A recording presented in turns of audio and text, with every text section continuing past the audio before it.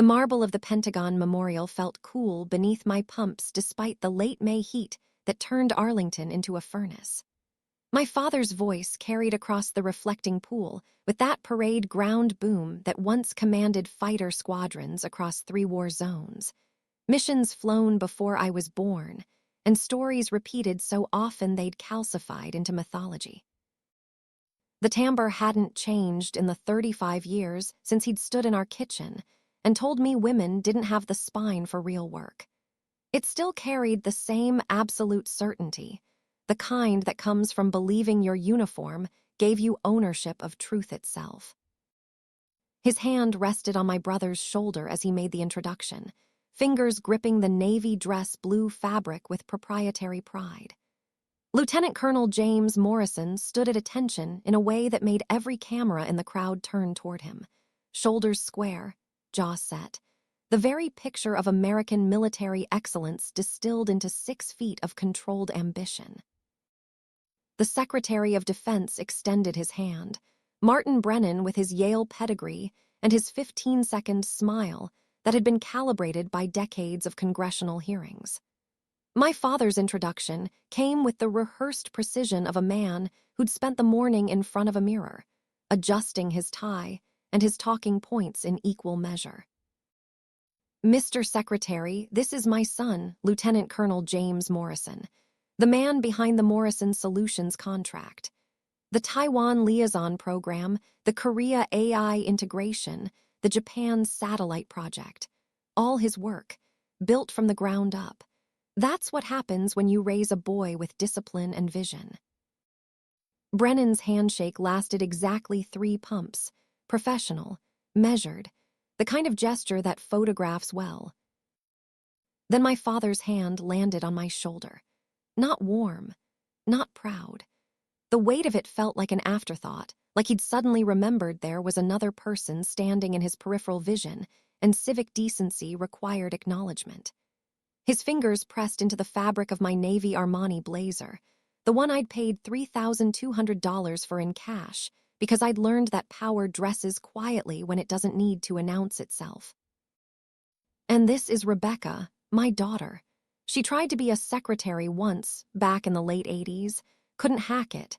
Now she volunteers at the library and does yoga classes, keeps herself busy with book clubs and community service. You know how it is. The word secretary landed with the particular inflection he reserved for occupations he considered beneath notice. Secretaries, librarians, teachers, any profession that required patience instead of command, collaboration instead of conquest. In his taxonomy of human value, these roles registered somewhere between furniture and wallpaper. Secretary Brennan's smile adjusted itself to the polite sympathy reserved for family disappointments, the look people give when someone mentions a relative who never quite found their footing. His eyes flicked to me for a microsecond, performed the calculus of social obligation, and filed me under irrelevant. I didn't correct my father. I didn't explain that the secretary job had been cover for NSA recruitment, that the yoga classes were actually Krav Maga training at Quantico, that my book club consisted of quarterly classified briefings with the Joint Chiefs of Staff. I simply reached into my jacket pocket and pulled out my Mont Blanc pen, the one I'd carried through 12 classified operations across 4 continents. The weight of it felt familiar in my fingers, solid and certain. The leather portfolio appeared in Brennan's hands as if summoned by stage direction. He opened it with the practiced efficiency of a man who signed 100 documents before breakfast. Inside, the procurement authorization waited on cream-colored paper with the Department of Defense seal embossed at the top in ink so dark it looked like it could bleed. Pacific Theater Intelligence, Asset Procurement. Authorization amount, $847 million. Final Approval Authority, Deputy Director, Defense Intelligence Agency. The signature line sat blank and expectant at the bottom of the page, next to the typed name that matched the one on my driver's license, my passport, my top secret sensitive compartmented information clearance badge, and the deed to my Georgetown townhouse that I'd purchased outright 7 years ago. I uncapped the pen. The gold nib caught the afternoon sunlight as I leaned over the document. My signature flowed across the authorization line in the same steady cursive I'd practiced in 3rd grade, when penmanship still mattered, and I'd believed that doing things correctly would earn me the kind of approval my father scattered so liberally over my brother's every accomplishment. Rebecca A. Morrison, Deputy Director, Defense Intelligence Agency. $847 million, committed with 15 seconds of ink on paper. I recapped the pen and handed the portfolio back to Secretary Brennan. He accepted it with a nod that carried more weight than his earlier smile, the kind of acknowledgement that passes between people who understand that real power doesn't need to raise its voice. My father's hand remained on my shoulder, frozen in place. I could feel the heat of his palm through 2 layers of fabric, feel the tension traveling up his arm as his brain tried to process what his eyes had just witnessed. His fingers tightened slightly, an involuntary spasm of confusion that made the expensive wool of my blazer bunch under his grip. I turned back toward the memorial ceremony as if nothing extraordinary had occurred, as if I authorized nearly billion-dollar intelligence contracts every Tuesday morning between my second coffee and my 10 o'clock briefing with the National Security Advisor. The limestone benches arranged in concentric circles around the reflecting pool held 400 guests in varying degrees of military dress and civilian formality. Generals with chests full of ribbons. Defense contractors in suits that cost more than most people's cars. Foreign liaisons with diplomatic credentials and carefully neutral expressions.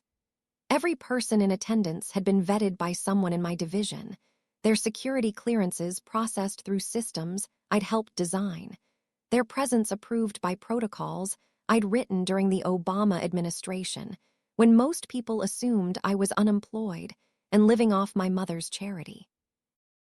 The late afternoon sun turned the Pentagon's limestone facade the color of old bone. Somewhere behind us, in the vast 5-sided fortress that housed the machinery of American military power, my office sat empty, except for the stack of briefing folders my deputy had left on my desk, with sticky notes marking the sections that required my personal attention. Satellite imagery from the South China Sea.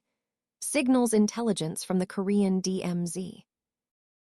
A preliminary assessment of Chinese naval exercises that would determine whether the 7th Fleet adjusted its patrol routes, or whether we sent a carrier strike group to make a point about freedom of navigation. My father still hadn't moved his hand from my shoulder. I could feel him processing, could almost hear the gears grinding in his head as he tried to reconcile 35 years of believing his daughter was a failure with 15 seconds of watching her sign away enough money to fund a small nation's defense budget. Secretary Brennan had already moved on to the next cluster of dignitaries, already pivoting to his next conversation with the fluid grace of a man whose entire career consisted of making important people feel important for precisely the right amount of time. He didn't look back at me. He didn't need to. We had a meeting scheduled for Thursday morning at 7 o'clock sharp, the same meeting we'd had every Thursday for the past 3 years, where I'd brief him on threats. He'd then brief to the president in language stripped of classified details, but heavy with implications. The ceremony proceeded according to the program printed on thick cardstock and distributed to every seat. The color guard presented the flags. A Navy chaplain offered an invocation that managed to invoke both God and country without favoring either. A Marine band played the national anthem while 400 people placed hands over hearts and faced the American flag rippling against a sky so blue it looked photoshopped. My father's hand finally lifted from my shoulder. He stepped back half a pace, creating distance that felt more psychological than physical. I didn't turn to look at him. I kept my eyes forward, my posture straight, my expression composed in the mask of professional neutrality I'd perfected over nearly 3 decades of living with information I couldn't share and authority I couldn't acknowledge.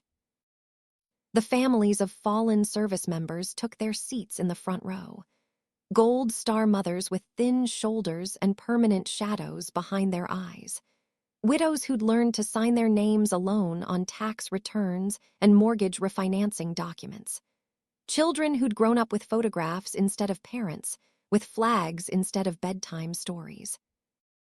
My brother sat 3 rows ahead of me, positioned with the other honorees who would receive awards for contributions to national defense. His wife Amanda sat beside him in a dove-gray dress that probably came from Nordstrom, their 3 children arranged in descending order of height like stair steps. The youngest, barely 7, swung his legs under the chair in a rhythm that suggested he'd been promised ice cream if he sat still for just 1 more hour. I'd paid for that child's private school tuition last year when James's company hit a cash flow problem between contract payments. $38,000 wired from an account James didn't know existed to a bursar's office that didn't ask questions as long as the check cleared. My nephew would attend 4th grade at Georgetown Day School in the fall, would learn Latin and coding and how to fence, would have opportunities that compound over time into the kind of advantages people call privilege when they forget that someone usually pays for privilege in cash or sacrifice or both. My mother sat at the far end of our family row, her pale pink dress the color of obligatory femininity. Patricia Morrison had learned decades ago how to dress in shades that didn't attract attention, how to smile without showing teeth, how to exist in spaces without taking up space. Her hands rested folded in her lap with the stillness of someone who'd trained herself not to fidget, not to gesture, not to do anything that might draw focus away from more important people having more important conversations. I knew what sat in her purse, a checkbook for an account my father had never seen, a debit card in her maiden name, Patricia Whitmore, connected to routing numbers that led to $1.2 million in accumulated deposits I'd been making for 18 years. She'd never spent a penny of it. She'd told me once, 3 years ago over coffee in a Georgetown cafe where nobody knew us, that she was saving it for when she found the courage to leave. The account balance grew monthly, compounding interest on top of deferred freedom, building equity in a life she hadn't yet claimed. The ceremony master of ceremonies took the podium, a 3-star general whose name I'd approved for his current assignment 16 months ago when the previous occupant had retired to take a consulting job with Raytheon. His voice carried across the memorial plaza with the practiced cadence of a man who'd given enough speeches to know when to pause for effect and when to push through to the conclusion. He began reading citations. The first honoree had developed new body armor technology that reduced combat casualty rates by 11% in field trials. The second had created a logistics algorithm that cut supply chain delays by 43 days on average. The third had negotiated a basing agreement with the Philippines that gave the Navy access to ports within striking distance of the South China Sea. Each name came with applause that rippled through the assembled crowd like a wave moving through still water. Polite, measured, the kind of appreciation that required just enough energy to be respectful, but not so much that it suggested actual enthusiasm. Then they called my brother's name. Lieutenant Colonel James Morrison. Morrison Defense Solutions. Citations for innovation in defense procurement, for advancing international liaison programs, for contributions to Pacific theater readiness that enhanced American strategic positioning across 3 allied nations. The applause for James carried a different quality. Louder, more sustained. Several people stood, turning polite appreciation into a standing ovation that built on itself until the entire assembly rose to their feet. My father stood so fast his chair scraped against marble. His chest expanded with borrowed glory, with the reflected achievement of a son who'd succeeded in ways that could be explained at cocktail parties and country clubs. I stood because everyone stood, because remaining seated would create a gap in the visual field that cameras would catch and commentators might question. I brought my hands together in percussion that added my contribution to the collective noise, watching my brother walk to the podium with the confident stride of someone who believed his success was entirely self-made. James accepted the Crystal Award with both hands, holding it up to catch the light in a gesture his publicist had probably suggested during the rehearsal session this morning. He turned to face the crowd with a smile calibrated for maximum likability, the kind of expression that tested well with focus groups and translated cleanly to social media clips. His speech hit all the expected notes: gratitude to the men and women in uniform, appreciation for the opportunity to serve the nation through private sector innovation, recognition of the team at Morrison Defense Solutions who made the work possible, a carefully worded acknowledgement of his family, of the values instilled by parents who taught him about duty and sacrifice. My father's eyes gleamed with tears he didn't bother hiding. He nodded along to each sentence as if he'd written the speech himself, as if James's words were simply echoes of wisdom he'd imparted during a childhood full of teachable moments and character-building exercises. I did the math in my head while my brother talked about the Taiwan liaison program. The contract he was describing had been worth $180 million over 3 years. I'd spent 6 months negotiating the framework with Taiwanese defense officials before sanitizing the classified portions and creating a structure that could be bid commercially.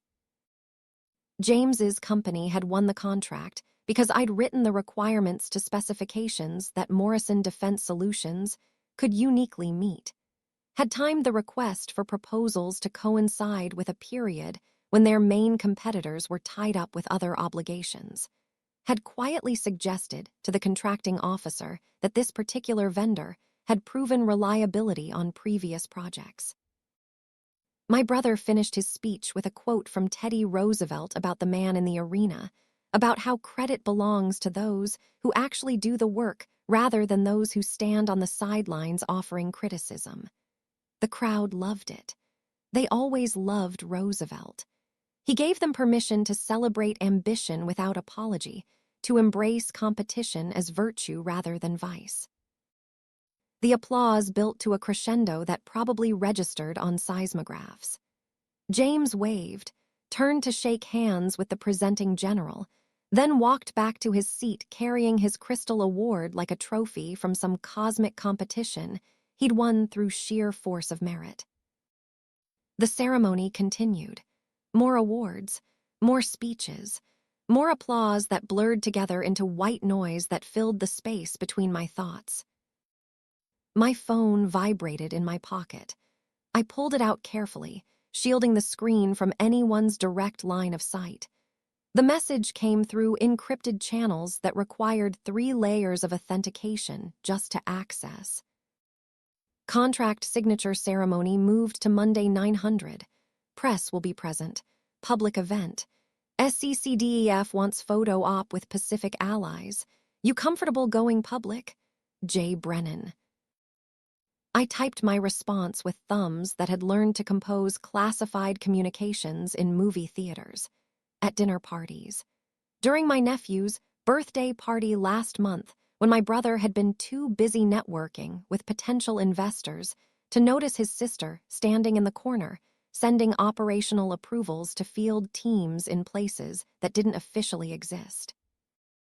Affirmative. I've been ready for 35 years.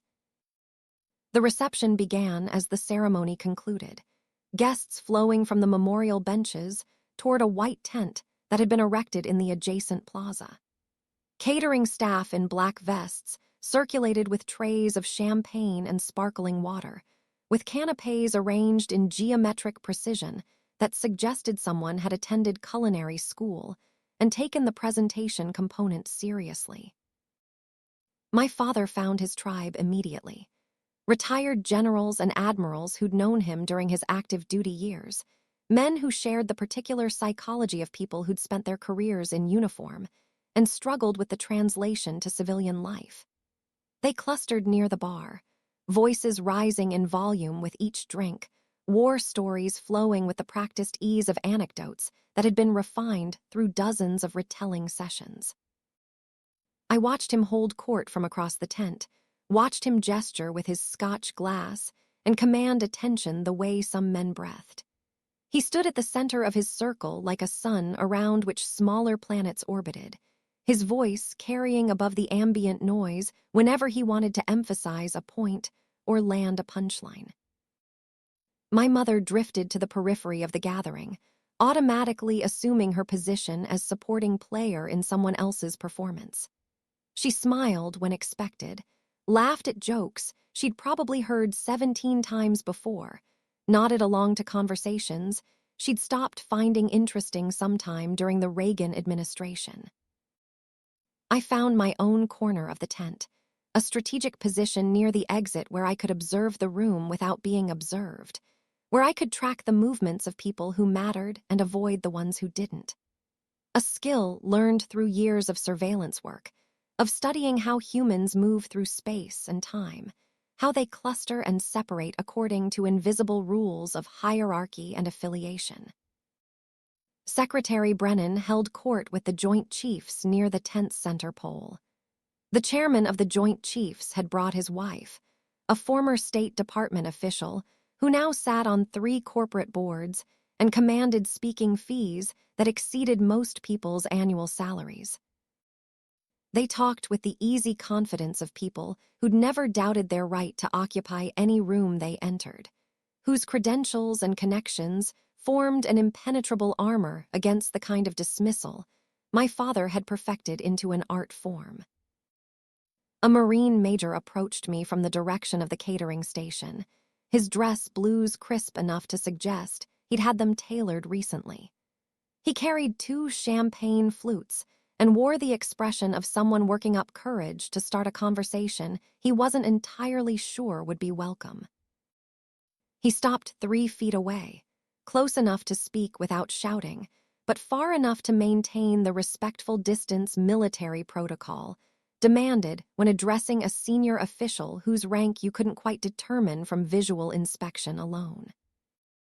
His voice came out younger than his face suggested, with the slight tremor of someone talking to a person they recognized but couldn't quite place. "Excuse me, are you Rebecca Morrison?" The question hung in the air between us, weighted with implications I could see him processing in real time. His eyes flicked to my face, then to my hands, then back to my face as if he was trying to match me to a photograph he'd seen in a briefing folder or a clearance database.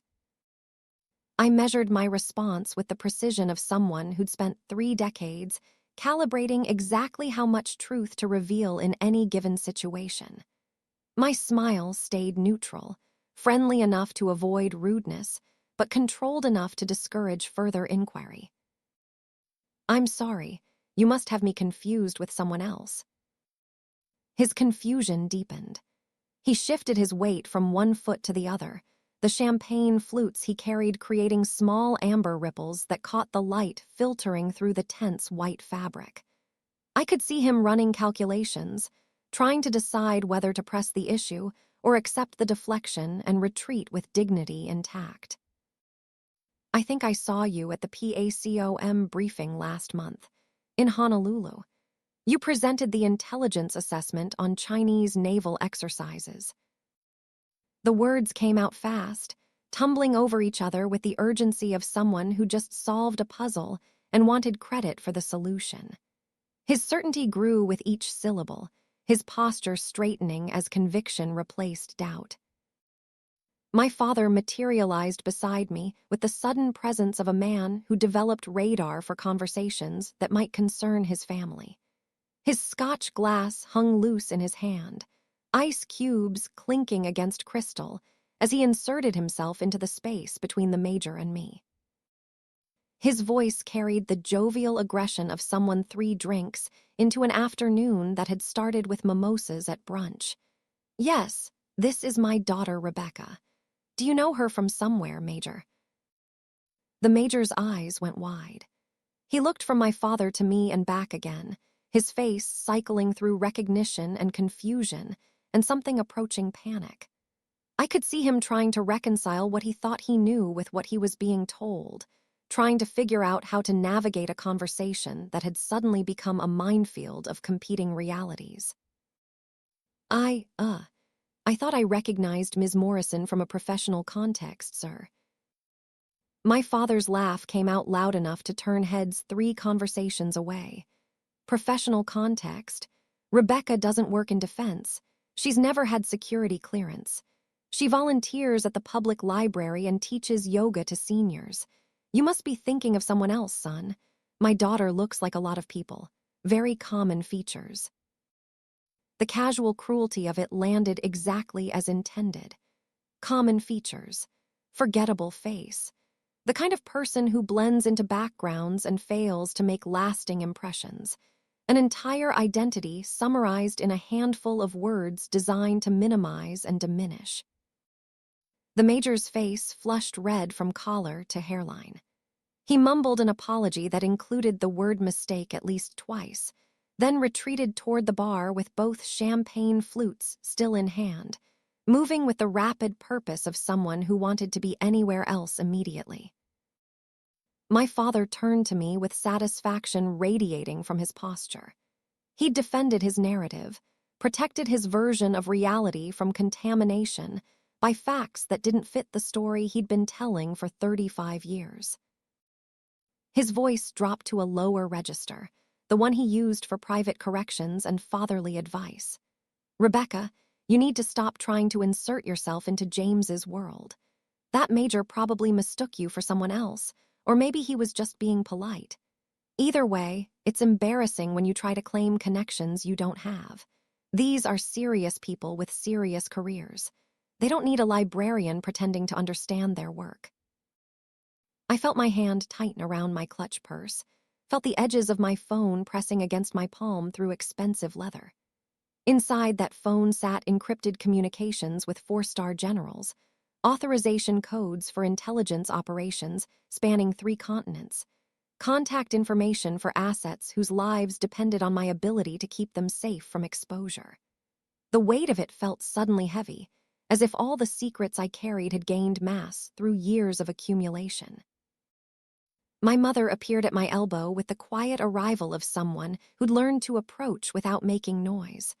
Her hand found mine, squeezed once in a gesture that contained multitudes of unspoken sympathy. Her voice came out barely above a whisper, meant only for my ears. "Becca, don't, please, not here, not yet." I looked at her, at the fear behind her eyes, at the decades of practiced submission that had worn grooves into her posture and her voice and her expectations. She knew what I was thinking. She could read the calculation happening behind my face, could see me measuring the distance between silence and revelation.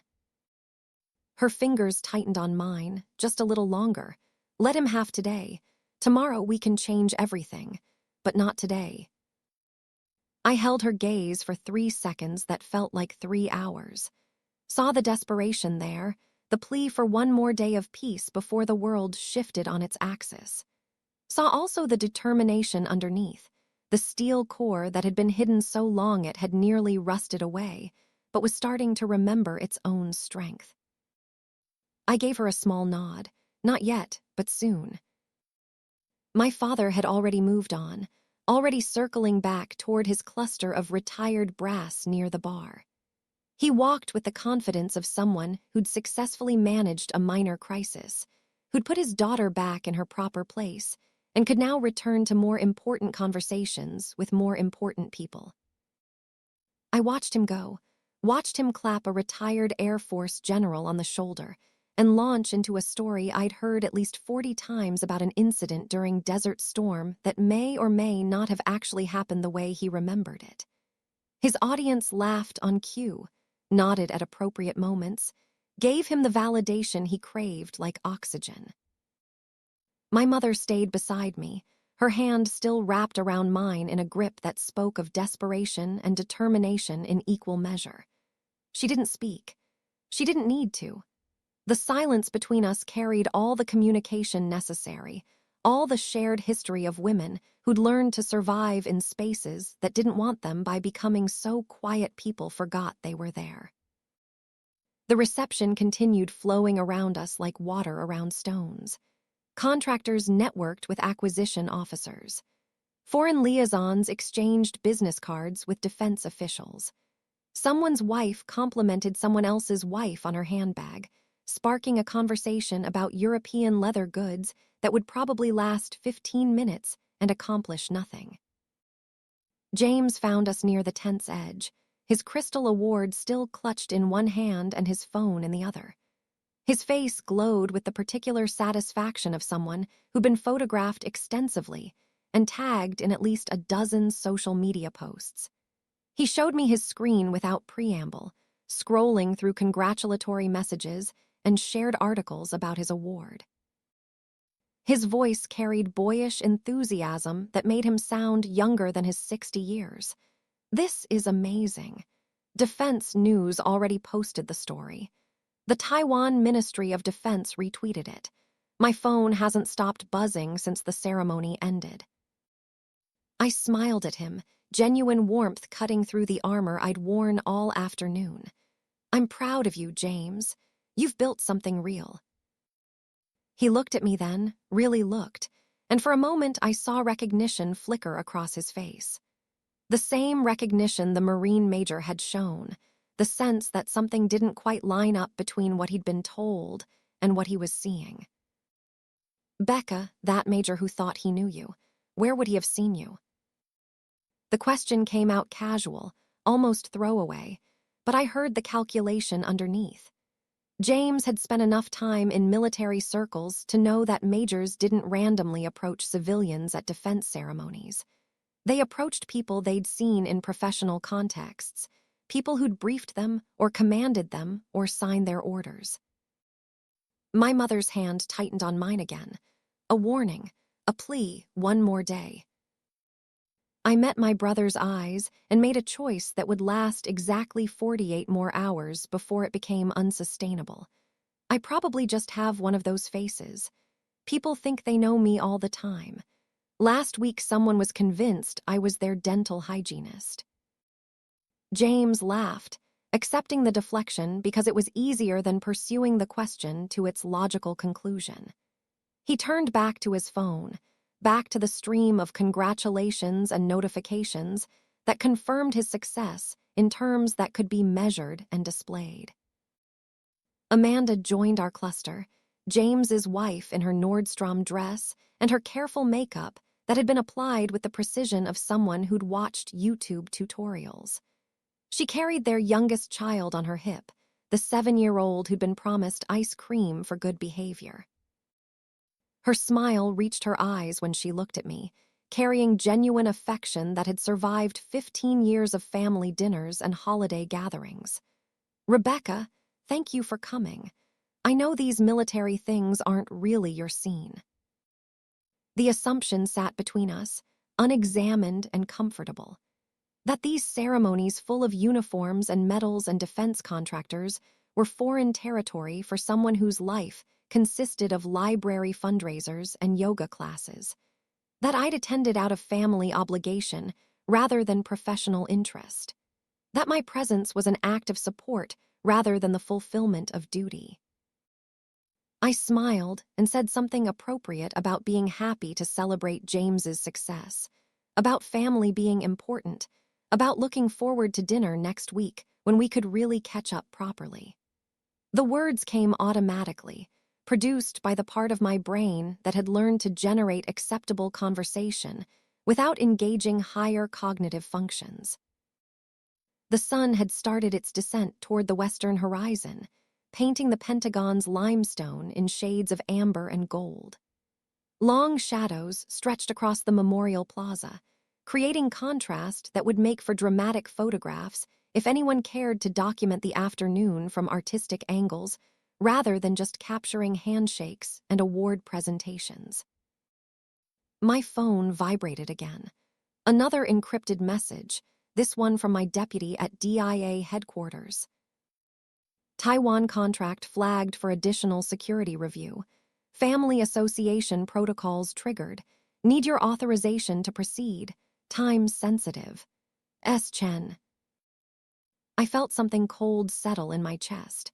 A familiar sensation that came with recognizing that theoretical problems had become concrete obstacles that required immediate action. Family association protocols meant someone had connected James's company to my position, had flagged the relationship as potential conflict of interest that needed review before contracts could proceed. The timing couldn't be worse, or perhaps it could be exactly right, depending on how I chose to handle it.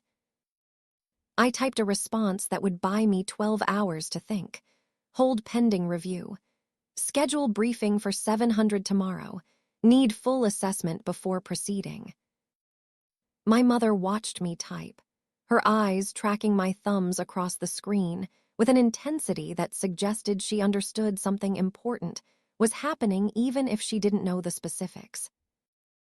Her voice came out quiet enough that James and Amanda wouldn't hear over their conversation about dinner plans and soccer practice schedules. Is everything all right? The question carried layers of meaning. Was I all right in this moment, typing messages at a family celebration? Was I all right in the larger sense, living with secrets that created distance between me and everyone I loved? Was I all right with the choice I'd made 35 years ago to walk away from the life my father had planned for me and into a life he couldn't understand? I looked at her and felt the weight of accumulated years pressing down on both of us. Two women who'd learned to navigate the same man's expectations through different strategies, who'd both paid prices he never bothered to calculate. My voice matched hers in volume and intensity. Ask me again in 48 hours. She nodded, understanding flooding her face. 48 hours. 2 days. The length of time between this moment and Monday morning's contract ceremony, when $847 million would be committed to Pacific Theater intelligence assets in front of press cameras and allied defense officials.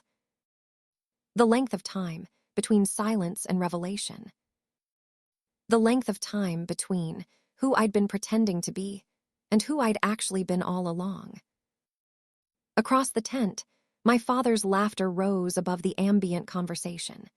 He'd found a new audience, fresh ears that hadn't yet heard his stories about missions flown and enemies defeated, and a career that had spanned 4 decades and multiple war zones. He gestured with his glass, scotch sloshing dangerously close to the rim, his face flushed with alcohol and attention. He had no idea that the daughter he'd dismissed as a failed secretary had spent the afternoon authorizing contracts that exceeded the entire annual budget of some countries. Had no idea that the generals listening to his war stories reported to people who reported to me. Had no idea that the invisible woman standing at the tent's edge holding her mother's hand controlled intelligence operations that shaped the very conflicts he claimed to understand. He had no idea, and in 48 hours, everyone would know. I squeezed my mother's hand once more, then released it. Time to go. I have an early meeting tomorrow. The lie came easily because it was also the truth. I did have an early meeting. Several of them, actually, starting at 7 in the morning and running until noon. Briefings that would determine whether my brother's company survived the security review that my father's interference had triggered. James hugged me goodbye. Amanda kissed my cheek. Their youngest waved a hand sticky with whatever he'd convinced someone to give him despite the ice cream promise. My mother walked me to my car, her pace matching mine across the parking lot that had filled with vehicles bearing license plates from Virginia and Maryland and the District of Columbia. We stopped beside my BMW. The X5 I'd paid $68,000 cash for 3 years ago after a particularly successful operation that I'd never be able to talk about in any context that included dates or locations or outcomes. The kind of success that saved lives but generated no public recognition, no crystal awards, no standing ovations. My mother's eyes held questions she didn't ask, understanding she couldn't fully articulate. Her voice came out steady despite the trembling I could see in her hands. 48 hours. I unlocked my car, felt the familiar comfort of leather seats and German engineering that had never once failed to start when I turned the key. 48 hours. Then everything changes. She nodded, tears forming at the corners of her eyes but not falling, not yet. Be safe, Becca. I pulled out of the parking lot and merged into Memorial Drive traffic, the Pentagon growing smaller in my rearview mirror until it disappeared behind trees and buildings and the ordinary landscape of Northern Virginia on a late spring afternoon. My phone sat in the center console, screen dark, but full of encrypted messages that would determine how the next 2 days unfolded. Contract reviews, security assessments, coordination with allied defense officials across 12 time zones, the machinery of intelligence work that ground forward regardless of family drama or personal revelation. I drove toward my Georgetown townhouse, toward the space I'd created that held no photographs of family dinners or holiday gatherings, where the art on the walls came from galleries in cities I'd visited during operations I couldn't discuss, where the books on my shelves included technical manuals on satellite imagery analysis and signals intelligence collection, alongside first editions of poetry I'd collected, because beauty mattered even when most of my work involved calculating how to prevent catastrophic violence. Traffic slowed near the Key Bridge. I used the pause to pull up my calendar for Monday morning. The contract ceremony started at 9. Press would be present. Secretary Brennan wanted photo opportunities with allied defense ministers from Taiwan, Japan, and South Korea. My signature would commit $847 million to procurement that would shape Pacific theater intelligence capabilities for the next decade. And my father would be there, because James had already mentioned planning to attend, because ceremonies that involved that much money attracted attention from people who wanted to be seen in proximity to power. My father would be there when I signed my name on authorization documents that proved every assumption he'd ever made about me was wrong. My father would be there when the truth finally had nowhere left to hide. I smiled at the thought, felt something like anticipation mixed with dread settling into my bones. 48 hours until silence became speech, until invisibility became presence, until the daughter he'd dismissed as a failure showed him exactly what failure looked like from the other side. The traffic cleared. I accelerated across the bridge, leaving Arlington behind, driving toward Monday morning and everything that came after. The call came at 2:17 in the morning on a Thursday that had technically become Friday somewhere between my third review of satellite imagery and my fourth cup of coffee that had gone cold on my desk. My phone lit up the darkness of my Georgetown study, with James's name glowing on the screen, and I knew before I answered that whatever sleep I'd been planning to get had just become theoretical. His voice came through the speaker with the particular quality of someone who'd been sitting in the same position for so long their muscles had forgotten how to relax. Becca, the company, Morrison Defense Solutions, you own 60%. I set down the briefing folder I'd been reading, something about signal intercepts from the Taiwan Strait that required my attention before the morning staff meeting. The leather chair creaked as I leaned back, watching the streetlights outside my window create patterns on the ceiling that looked like classified documents projected in reverse. How long have you known? His breathing filled the space between his question and my answer, each exhale carrying the weight of assumptions being dismantled in real time. I could hear paper rustling on his end, imagined him surrounded by corporate documents he'd probably never bothered to read carefully until tonight. I've known since I wrote the check that created the company, James. 2008. You needed $500,000 and every bank in Virginia had stopped lending to defense startups. I had cash. I believed in your idea, so I funded it. The silence stretched long enough that I checked the screen to make sure the call hadn't dropped. When his voice came back, it carried a tremor that reminded me of the day our mother had called to tell him their father had cancer that turned out to be nothing but a scare that lasted 3 terrifying weeks. You've been controlling my company for 17 years and never told me. I stood and moved to the window, looking down at the empty street where a fox sometimes crossed between the townhouses during the hours when humans pretended the world stopped existing. The city never actually slept. It just pretended better than most places. I funded your company. Control implies I interfered with your decisions. Check your board meeting minutes, James. Check every contract you've ever signed. I've never once overridden your judgment. The only thing I controlled was the initial capital structure, and I did that to protect you from investors who would have stripped you of actual control in exchange for their money. I could hear him shuffling papers again, the sound of someone trying to find evidence that would contradict what they already knew was true. Computer keys clicked in the background, probably pulling up documents that had been filed with the Delaware Secretary of State 17 years ago and never examined since. But why 60%? Why not just loan me the money? The question came wrapped in hurt that had nothing to do with mathematics and everything to do with trust that operated on frequencies we'd never properly tuned. I pressed my forehead against the cool glass and watched my breath create temporary fog that disappeared as quickly as it formed. Because loans have to be repaid regardless of success or failure. Equity means I only profit if you profit. It aligned our incentives. And because 35 years ago, Dad stole my college fund to pay for your officer training, I figured this made us even. The silence that followed that statement felt different than the others. Heavier. Like something structural had shifted in the foundation of a building we'd both been living in without realizing the walls were starting to crack.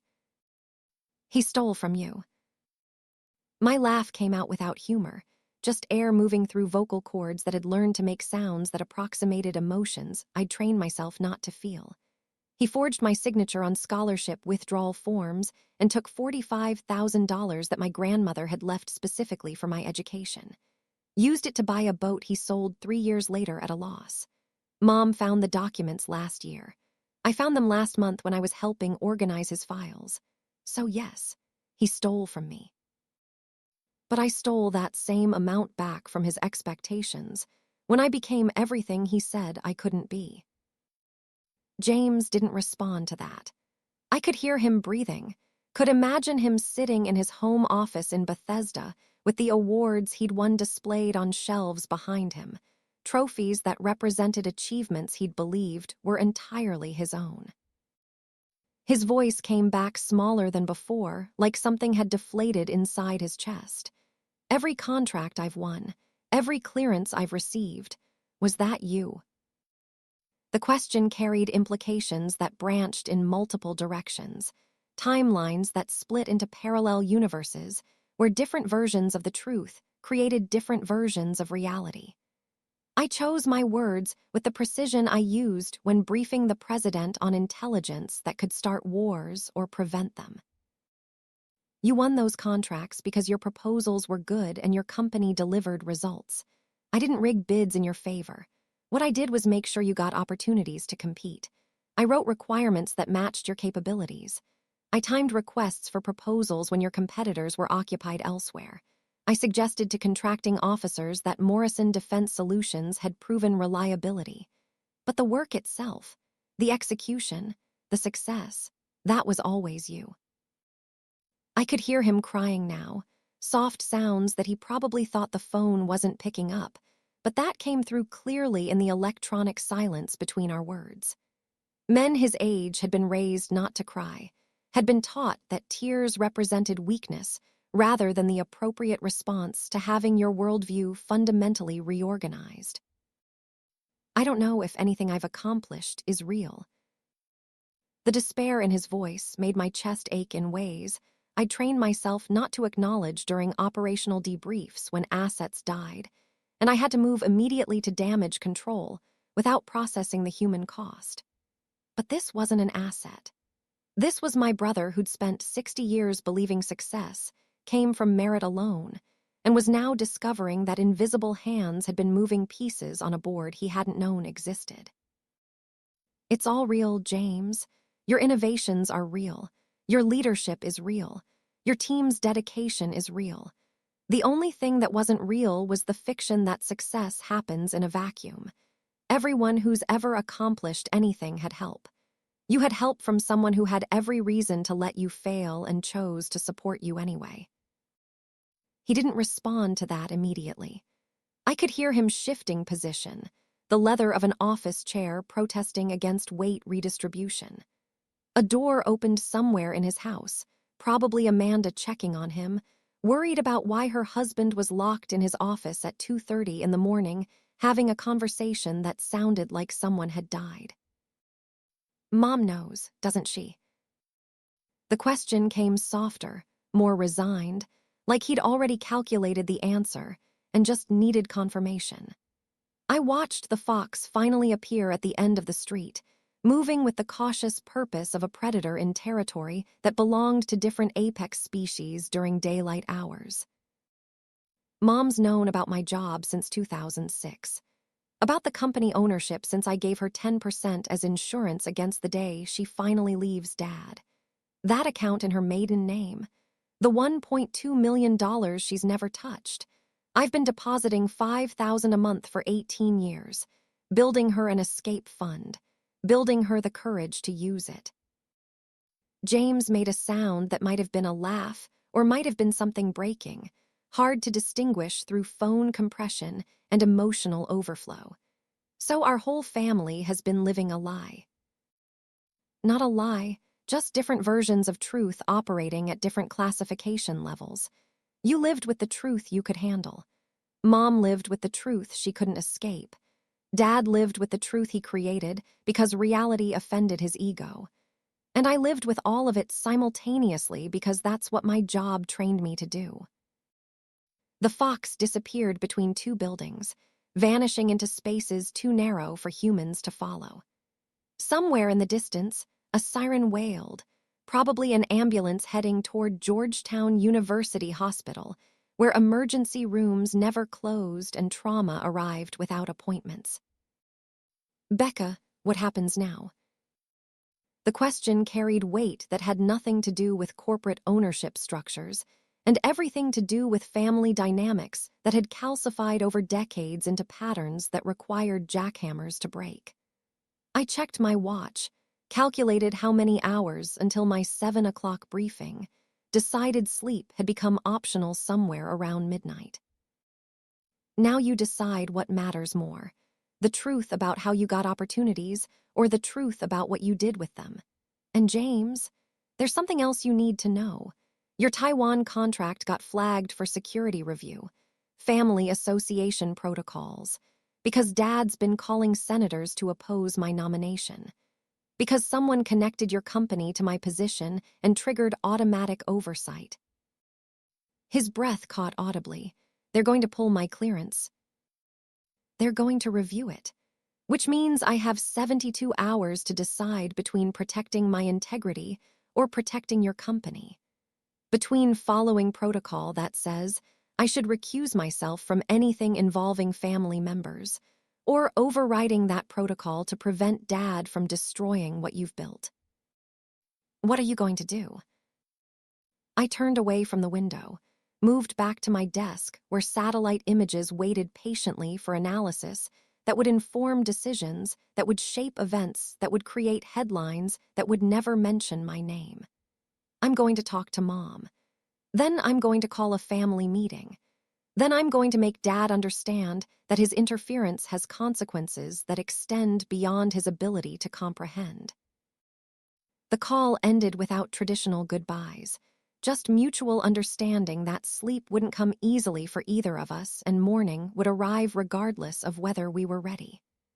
I sat in the darkness of my study and thought about families and loyalty and the ways people built elaborate fictions to avoid confronting truths that challenged their sense of self. My phone buzzed with an incoming message before I could return to the satellite imagery. Patricia Morrison, my mother who'd spent 5 decades being invisible and was apparently tired of disappearing. "I know James called you. I heard him on the phone. We need to talk, not at the house, somewhere your father won't follow."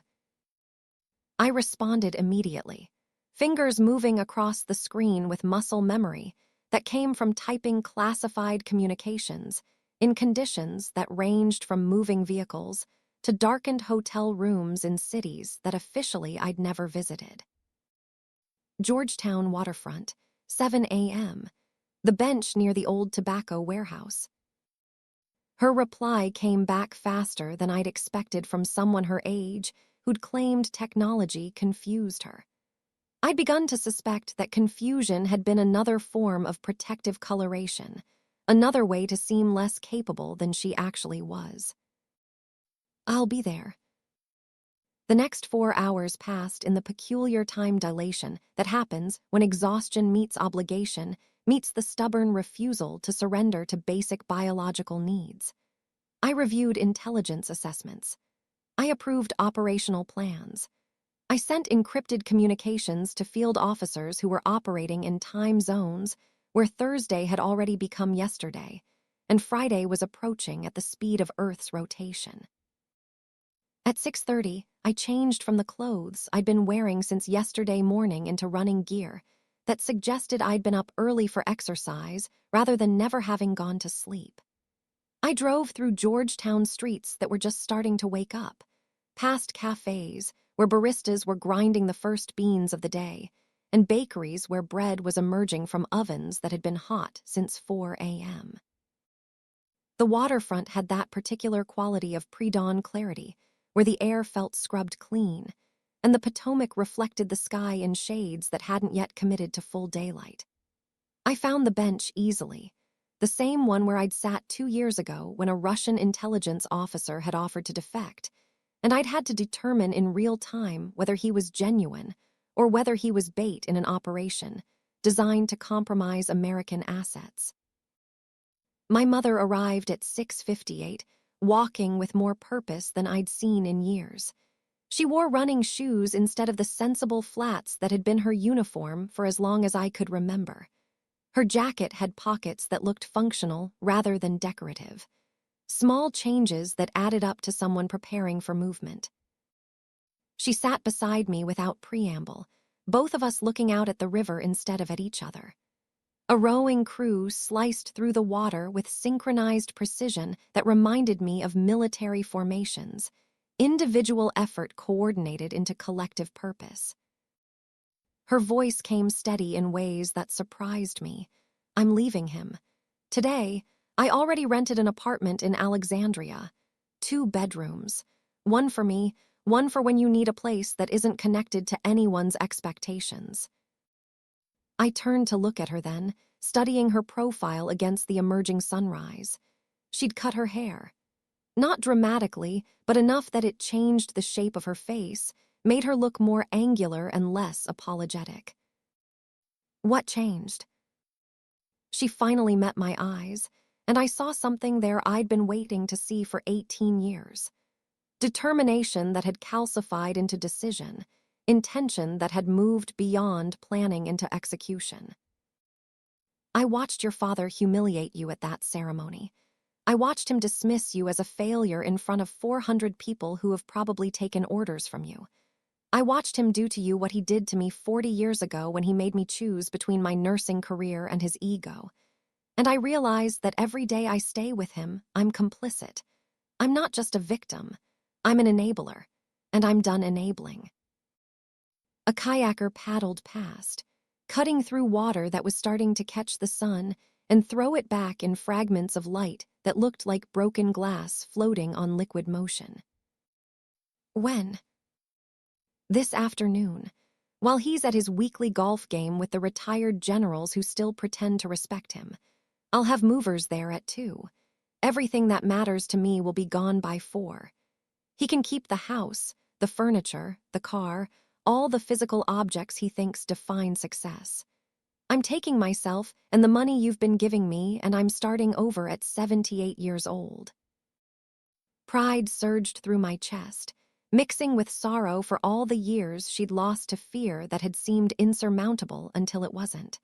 You'll need a lawyer. I already have one. Catherine Whitmore. Used my maiden name to set up the consultation 3 weeks ago. She specializes in late-life divorces and financial abuse cases. She's seen the bank statements showing how your father's been living off my allowance without my permission. She's seen the documents showing he forged your scholarship withdrawal. She says we have enough to ensure he doesn't get a penny of my inheritance or your support. The rowing crew had disappeared around a bend in the river, leaving ripples that spread outward and eventually dissipated into smooth water that held no memory of their passage. I wondered if that's what families were like, patterns that disturbed the surface and then vanished as if they'd never existed. There's something else you need to know. James's company, the security review. If I don't handle this carefully, Dad's interference could cost your son his clearance and his business. She nodded as if she'd already calculated this particular equation. What are you going to do? I pulled out my phone, showed her the message I'd drafted at 3 a.m. and been refining ever since. It was addressed to my deputy director, copied to the Defense Intelligence Agency General Counsel and the Pentagon's Inspector General. The subject line read, Disclosure of Material Financial Interest and Request for Ethics Review. I'm going to make the company ownership public. I'm going to convert the Shell Corporation to direct ownership, so there's no ambiguity about my financial stake. I'm going to request formal ethics review of every contract Morrison Defense Solutions has ever received. And I'm going to do it before Monday's contract ceremony, so that when I sign that $847 million authorization, everyone knows exactly who I am and what I control. Her hand found mine, squeezed with strength I'd forgotten she possessed. That will destroy your father's narrative. His version of the family story depends on you being a failure and James being self-made. Exactly, but it will save James's company. And it will prove that I've been operating with integrity even when I had every reason to show favoritism. Every contract will withstand scrutiny because I built systems specifically to prevent nepotism from contaminating my decisions. We sat in silence while the sun finished rising, while the city completed its transition from night to day, while joggers and cyclists began populating the waterfront with the morning routines that gave structure to lives that would otherwise spiral into chaos without the gravitational pull of habit. She stood first, brushed invisible dirt from her practical pants that had replaced the dresses she'd worn like camouflage for decades. I'm going to the house now. I'm going to pack everything that matters. And tonight I'm going to sleep in a bed that doesn't have 42 years of resentment embedded in the mattress. I stood with her, pulled her into a hug that surprised both of us with its intensity. When she pulled back, her eyes were wet, but her spine was straight. Thank you, Becca, for the money, for the patience, for not giving up on me even when I'd given up on myself. She walked away toward her car, toward the movers she'd already scheduled, toward an apartment in Alexandria that represented freedom purchased with accumulated courage and compound interest on deposits made from a daughter who'd learned early that love sometimes meant funding escape routes, and then waiting for people to find the strength to use them. I drove to DIA headquarters through rush hour traffic that gave me time to rehearse the conversations that would define the next 72 hours. My deputy, Sarah Chen, met me at the door to my office with coffee that was actually hot and a briefing folder marked with classification levels that required biometric authentication to access. Her expression told me she'd been expecting this conversation since the moment the security protocols had flagged James's contracts yesterday afternoon. "We need to talk about Morrison Defense Solutions." I took the coffee and the folder, gestured her into my office where soundproofing and electromagnetic shielding created a space where classified conversations could happen without electronic eavesdropping from adversaries who would pay significant money to know what the deputy director of the Defense Intelligence Agency discussed before 8 a.m. on a Friday morning. "Tell me the full extent of the problem." She opened her own copy of the folder, pages marked with color-coded tabs that indicated different levels of concern. "Your brother's company has active contracts worth $600 million across 3 programs. Taiwan Cyber Defense, Korea Logistics AI, Japan Satellite Integration. All approved through standard procurement channels. All properly competed. All delivering on schedule. But yesterday, someone filed an anonymous complaint with Senator Hawkins' office. The complaint alleged that you've been directing contracts to family members in exchange for financial kickbacks. Senator Hawkins forwarded it to the Inspector General. The IG opened a preliminary inquiry. Standard protocols triggered automatic review of all contracts associated with Morrison Defense Solutions." I set down my coffee, tasted something bitter that had nothing to do with the beans from Guatemala that Sarah had learned I preferred. "Who filed the complaint?" The complaint was submitted from a Gmail account registered to a Harrison M. Morrison. "We traced the IP address to your parents' house in McLean. Submitted at 9 p.m. last night, 3 hours after you left the Pentagon ceremony." Of course he did. He lost control of the narrative, so he tried to destroy the entire story by making me the villain. "What's the timeline on the IG investigation?" "Formal notification to you within 48 hours. Request for sworn statement within 5 business days. Full investigation completion within 90 days unless they find immediate cause for suspension.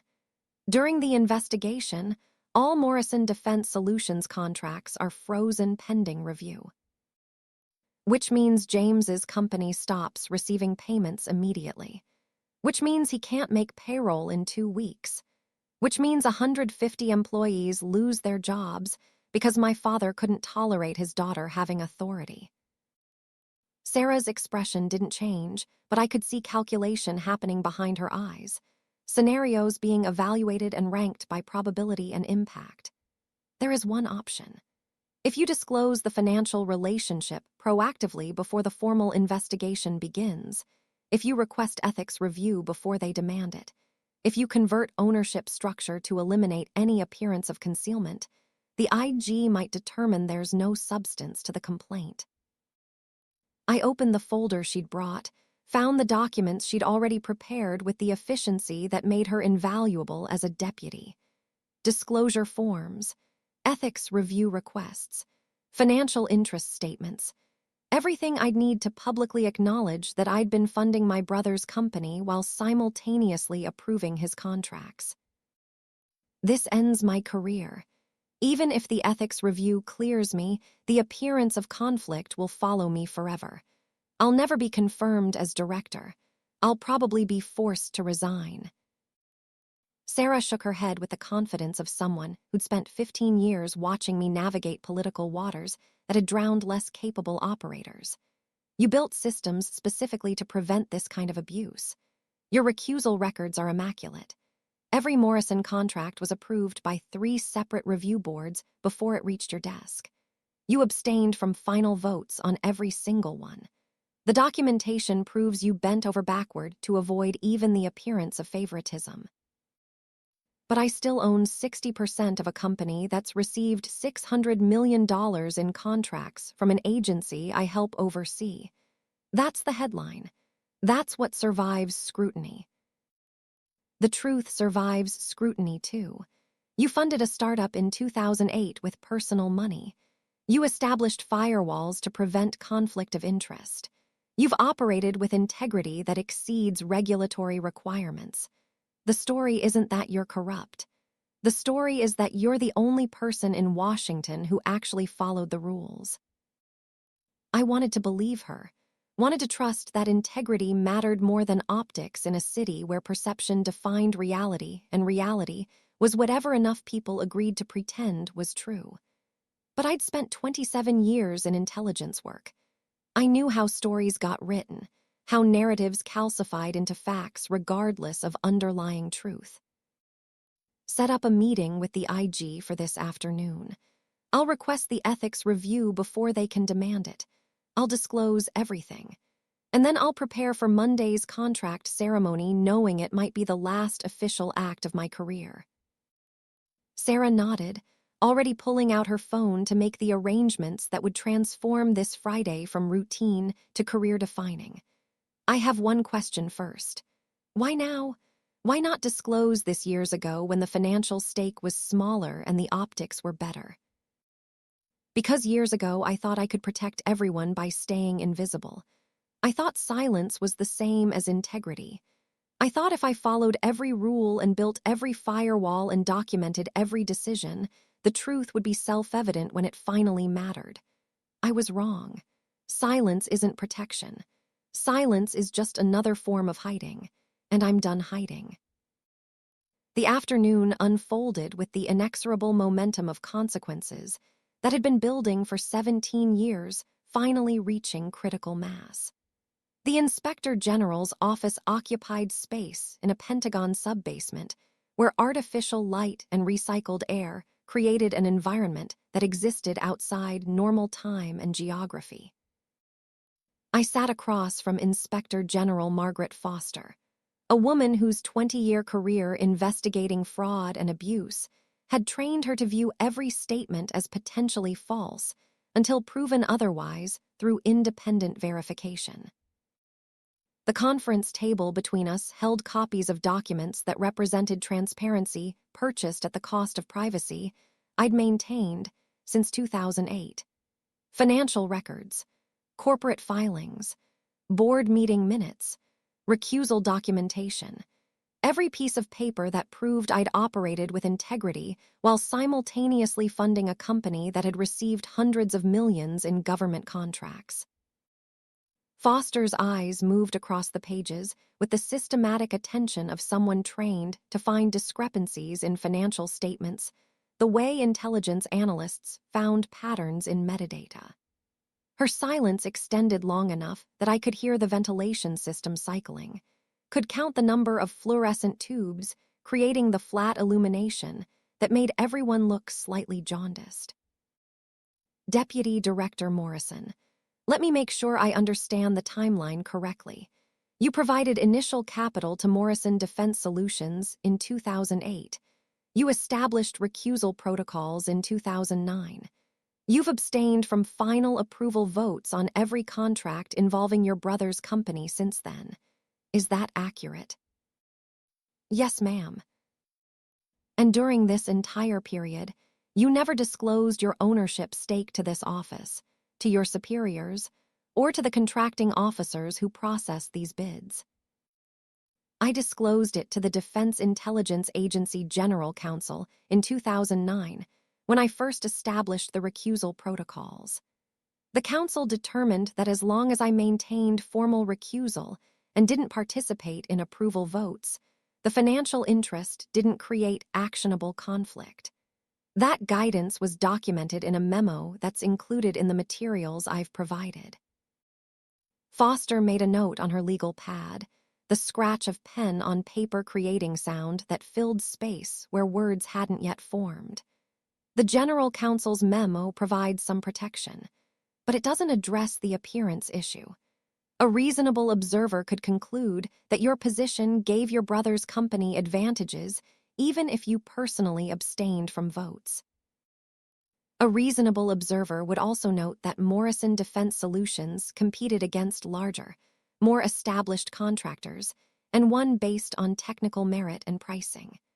A reasonable observer would note that the contracts were all properly competed through full and open competition. A reasonable observer would note that my recusal was documented and verified at every stage. Foster looked up from her notes, met my eyes with the direct assessment of someone evaluating truthfulness through microexpressions and physiological tells. Why disclose now? Why not wait until we contacted you as part of the investigation? Because my father filed the complaint that triggered this investigation. Because he spent 35 years trying to sabotage my career, and he finally found a vector that might work. Because I refused to let his interference destroy my brother's company or damage the integrity of intelligence operations that matter more than family drama. And because I'm tired of hiding behind protocols and procedures when the truth is simpler than the fiction people have been living with. The Inspector General's expression didn't change, but I saw calculation happening, saw her reassessing assumptions about why someone would voluntarily expose themselves to investigation when they could have claimed ignorance or maintained plausible deniability. Your father, General Harrison Morrison, retired Air Force 4-star. That's correct. And he filed a complaint alleging you directed contracts to family members in exchange for kickbacks. But you're telling me you own the family business. He's accusing you of enriching through corruption. I own 60% of Morrison Defense Solutions. My mother owns 10%. My brother owns 15%.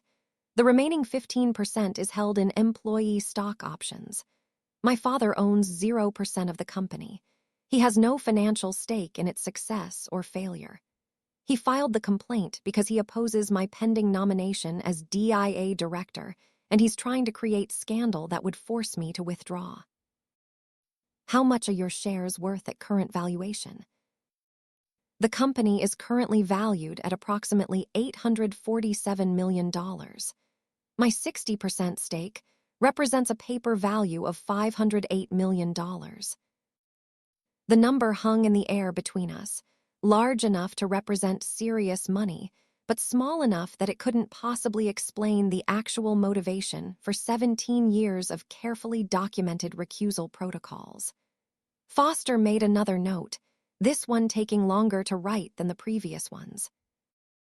If this investigation concludes that you operated with impropriety, you could be forced to divest that stake at a significant loss. You could face criminal charges for conspiracy to defraud the government. You could lose your security clearance and your position. Why risk that by disclosing when you could have maintained plausible deniability? Because plausible deniability is another word for lying by omission. Because I've spent my entire career teaching intelligence officers that integrity matters more than operational convenience. Because I'd rather face investigation and prove my innocence than hide behind technicalities, and prove my father right when he says I can't be trusted. Foster closed her notepad, the gesture creating finality that suggested this particular phase of conversation had reached its conclusion. I'm going to recommend expedited review. We'll have preliminary findings within 2 weeks instead of 90 days. If the documentation supports your version of events, we'll close the investigation with no adverse findings. If we discover discrepancies, we'll expand the scope. I stood, gathered my copies of the documents that represented my defense against accusations that combined truth and fiction in proportions designed to create maximum damage. Thank you for your time, Inspector General. I'm available for any additional questions or interviews you require. She stood as well, extended her hand in a gesture that contained professional respect, if not personal warmth. One more question, Deputy Director. The $847 million contract you're scheduled to sign Monday. The procurement authorization for Pacific Theater intelligence assets. Are you still planning to sign that while this investigation is pending? Yes, ma'am. The contract has been in development for 2 years. It's critical for maintaining intelligence capabilities in a region where our adversaries are expanding aggressively. Delaying signature for personal reasons would constitute dereliction of duty. Even though signing a contract that large while under investigation will guarantee media coverage and political scrutiny. Especially because of that, the best way to prove integrity is to continue operating with transparency while investigation proceeds. If I cancel or postpone, it suggests I have something to hide. I don't. So I'll sign the contract as planned, in front of press and allied defense officials, and let my actions speak to my character. Foster's expression shifted slightly, something that might have been approval or might have been reassessment of initial assumptions about the woman standing across the conference table. Good luck, Deputy Director. For what it's worth, I hope your documentation supports your version of events. We need more people in this building who understand that rules apply to everyone, not just to people without three-letter titles and corner offices. I left the Pentagon at 6 p.m., emerging into evening air that felt humid enough to swim through. My phone had accumulated 17 missed calls during the 3-hour interview, 12 from James, 3 from my mother, 2 from my deputy Sarah Chen. I returned Sarah's call first because operational requirements trumped family drama in the hierarchy of obligations that governed my choices. Her voice came through tense with information that couldn't wait for morning briefings. We have a problem. Taiwan contract. The flagging triggered automatic notification to the Senate Intelligence Committee. Senator Hawkins is demanding emergency hearing about your nomination before Monday's signing ceremony. Of course he is. He wants to create media circus that forces me to withdraw before I can sign a contract that proves I'm qualified for the job he's trying to prevent me from getting. What's the timeline? Committee convenes Sunday afternoon, 2 p.m. They want you to testify about the financial relationship and about whether you've compromised intelligence operations through family favoritism. Sunday afternoon, 36 hours from now, 6 hours before Monday's contract ceremony, designed to maximize pressure and minimize preparation time. Tell the committee I'll be there. Tell them I welcome the opportunity to provide sworn testimony about my financial interests and my operational decisions. And Sarah, start preparing the documentation that proves every single one of Morrison's contracts was properly competed and awarded based on merit. I want contract files, competitor proposals, technical evaluation boards, everything that shows this company won because they were the best option, not because they had the right last name. She paused before responding, and I could hear the concern underneath the professional competence. Becca, are you sure about this? You could request postponement. Buy yourself time to prepare a proper defense. Postponement looks like weakness, and I'm done looking weak to people who mistake silence for submission. Set it up. Sunday at 2. I'll be there with every piece of documentation that proves integrity doesn't require invisibility. The call ended, and I sat in my car in the Pentagon parking lot watching defense contractors and military personnel stream toward vehicles that would take them home to families who had some version of normal Friday evening plans. Dinner, movies, youth sports events. The ordinary rhythms of lives that didn't include sworn testimony about financial conflicts and career-ending investigations. My phone rang again. James this time, and I answered because avoiding him would only compound the anxiety that was probably eating through his stomach lining. Becca, I heard about the IG investigation. I heard about the Senate hearing. This is my fault. I should have read the corporate documents. I should have known what you were doing. I should have disclosed it myself years ago. His voice carried guilt that I recognized from operations that had gone wrong despite careful planning, the particular flavor of self-recrimination that came from believing you should have prevented the unpredictable. I let him spiral for 10 seconds before cutting through the spiral with facts that mattered more than feelings. James, stop. This isn't your fault. This is Dad's fault. He filed a complaint designed to destroy both our careers because he can't tolerate his children being more successful than he was. But here's what's going to happen. I'm going to testify Sunday. I'm going to prove that every contract your company won was earned through merit. I'm going to sign that $847 million authorization Monday morning in front of cameras and allied defense ministers. And then I'm going to continue being deputy director of the Defense Intelligence Agency, while Dad learns that sabotage has consequences. You sound very sure about that. I'm not sure about anything except that hiding doesn't work. I've tried it for 27 years, and all it got me was a father who feels comfortable filing false complaints because he thinks I'm too weak to fight back. So I'm done hiding. I'm done being invisible. And I'm definitely done protecting his ego at the expense of my integrity. James was quiet for a long moment, and when he spoke again, his voice carried something I hadn't heard from him in years. Pride. Becca, I know I should have said this 17 years ago, but I'm proud of you. Not because of your job or your rank or your authority. Because you've been carrying the weight of keeping this family from imploding, and you did it without ever asking for credit or recognition.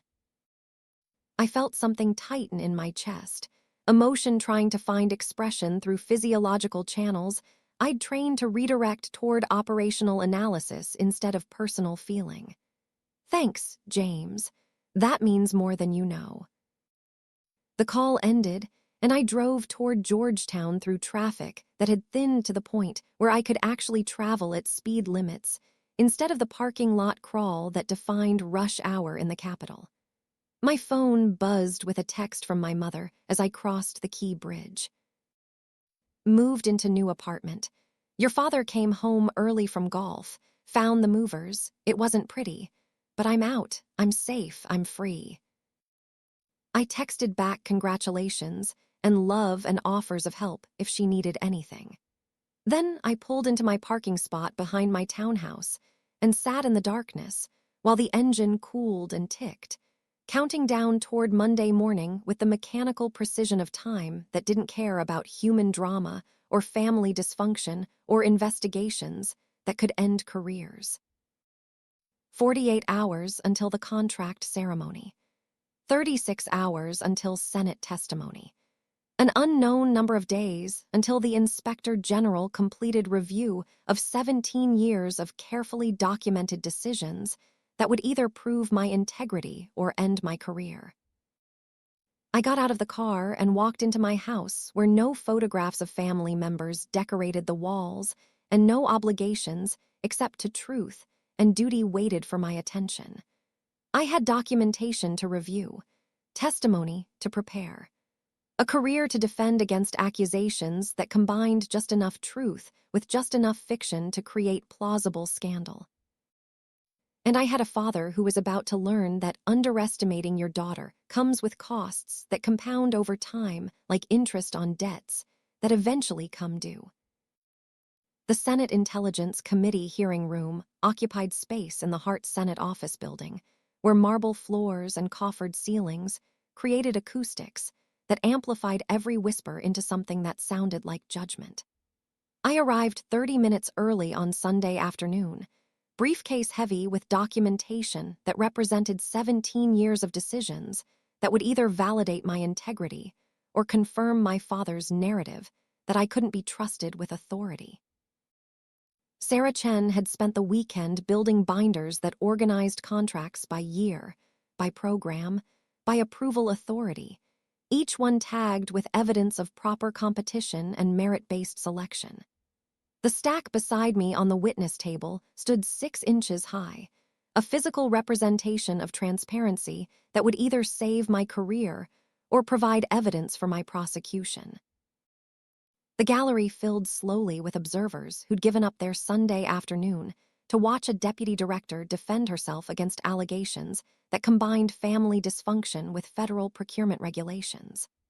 I recognized defense reporters from the major papers, intelligence community staff who wanted to see how their oversight worked in practice, contractors who'd competed against Morrison Defense Solutions, and probably wondered if they'd lost bids to corruption rather than capability. My mother entered through the public entrance, walking with the upright posture of someone who'd stopped apologizing for occupying space.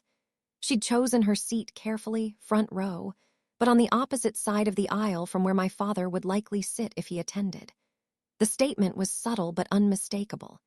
We were no longer a unified family presenting coordinated testimony. We were individuals with conflicting interests and competing versions of truth. James arrived next with Amanda beside him.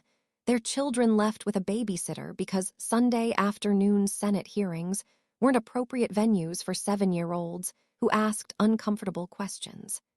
He caught my eye and nodded once, solidarity expressed through minimal gesture in a space where every movement would be analyzed for meaning by people trained to extract intelligence from observation.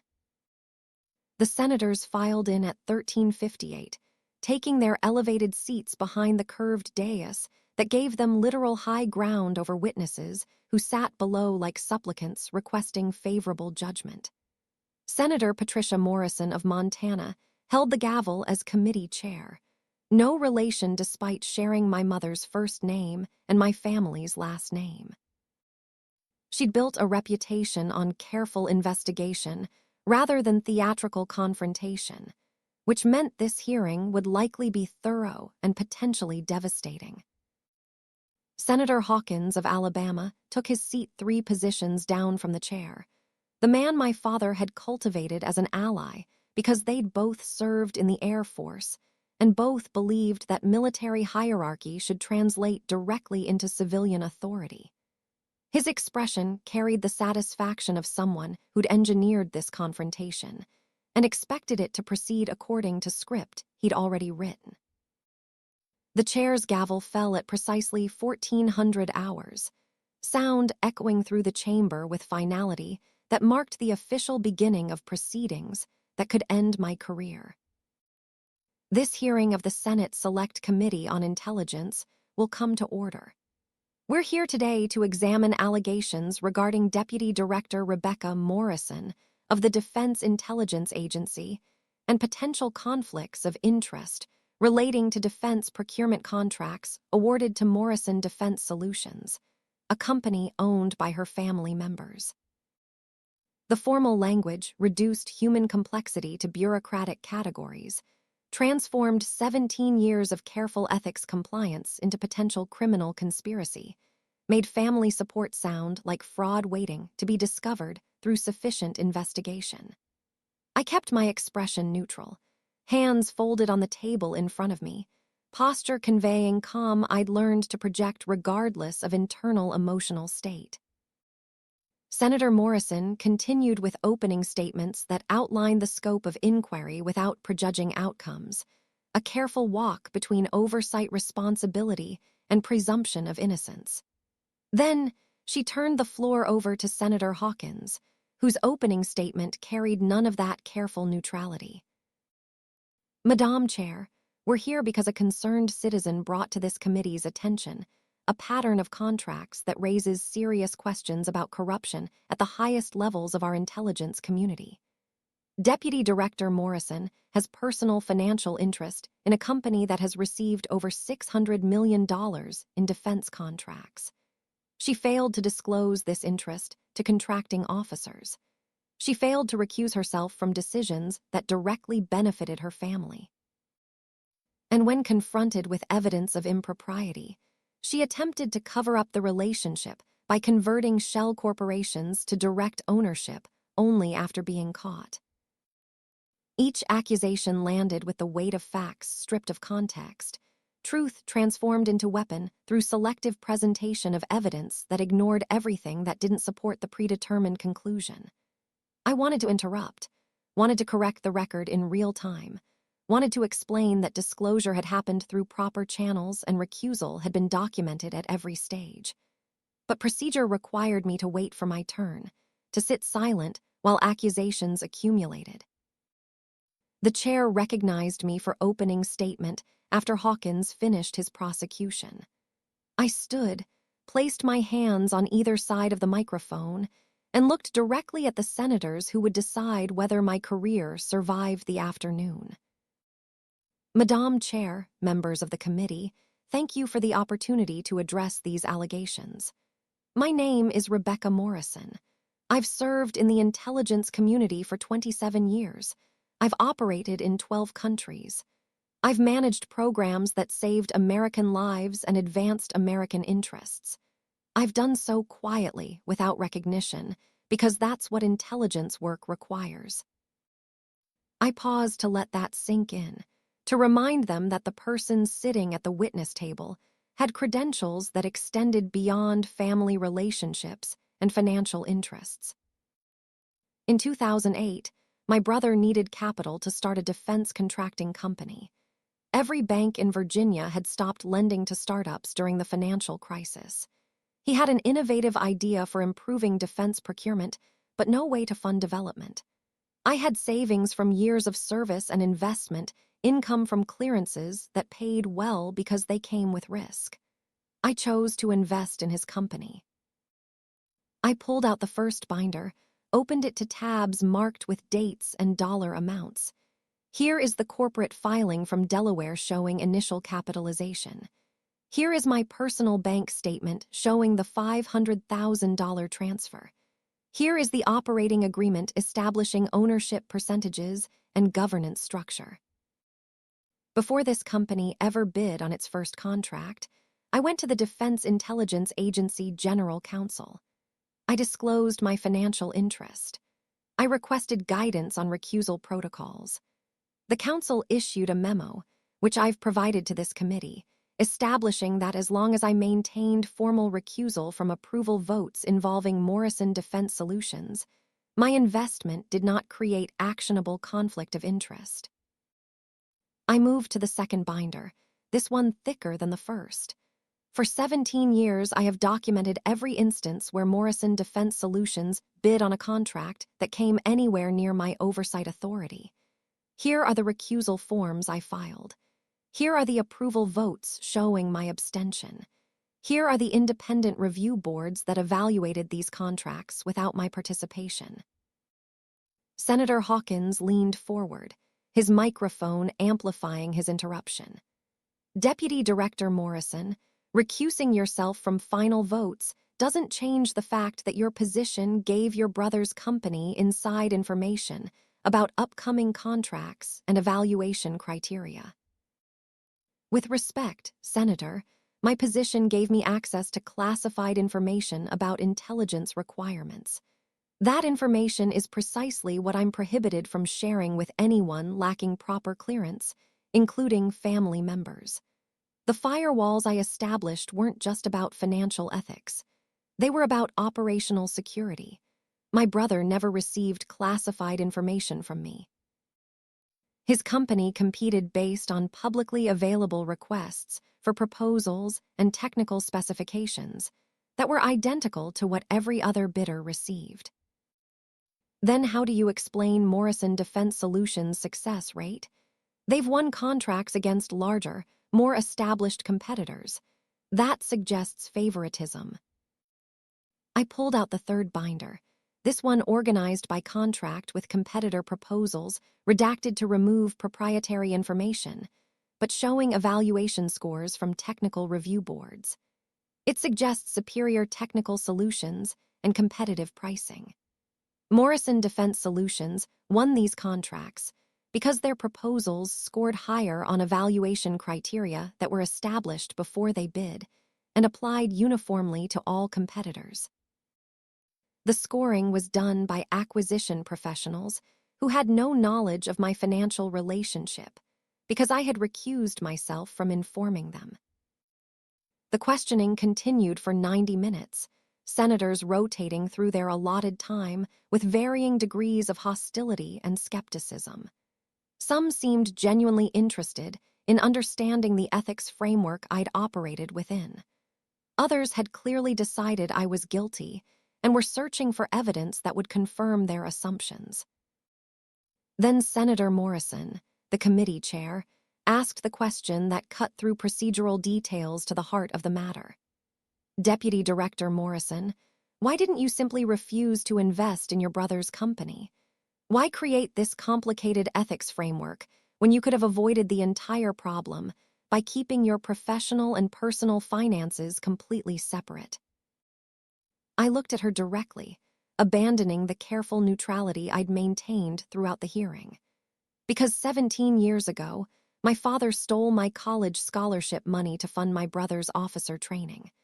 Because 35 years ago, my father told me women didn't have the spine for real work, and I should focus on finding a husband instead of wasting time on education.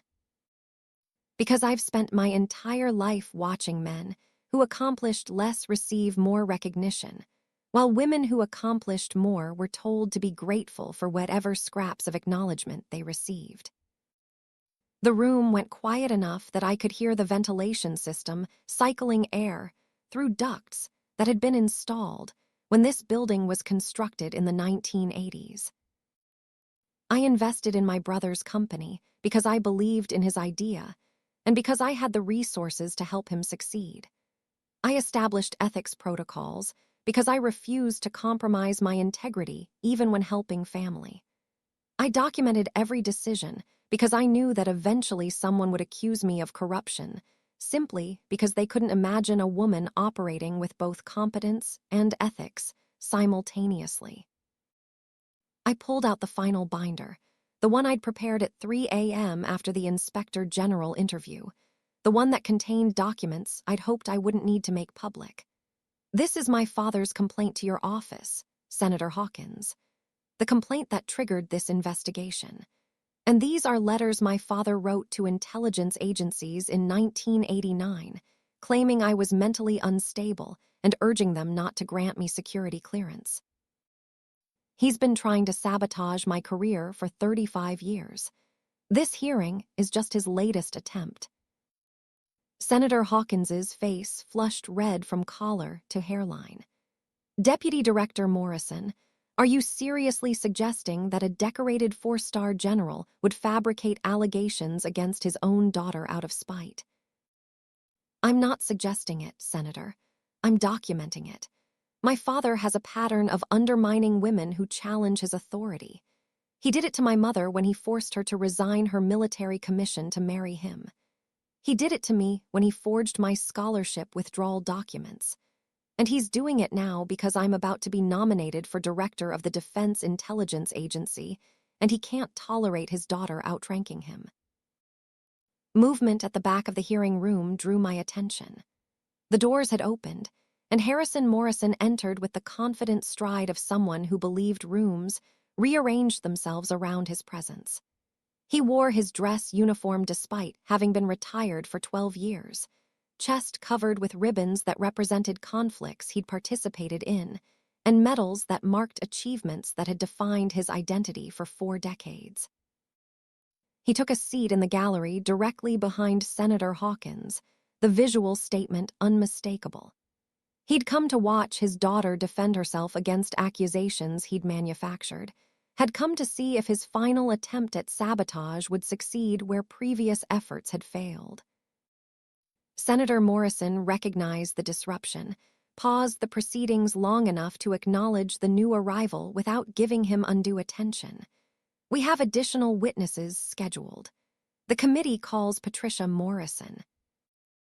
My mother stood from her seat in the gallery, walked to the witness table with steady steps that suggested she'd been preparing for this moment since she'd filed divorce papers 2 days ago. She'd dressed in navy blue that matched my blazer, the coordination either coincidental or deliberately chosen to signal alliance where family ties had fractured. She was sworn in with the same oath I'd taken, promising to tell truth under penalty of perjury in proceedings that could result in criminal charges if testimony proved false.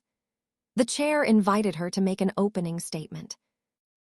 My mother's voice came clear and firm, nothing like the hesitant whisper she'd used for 40 years when speaking in my father's presence.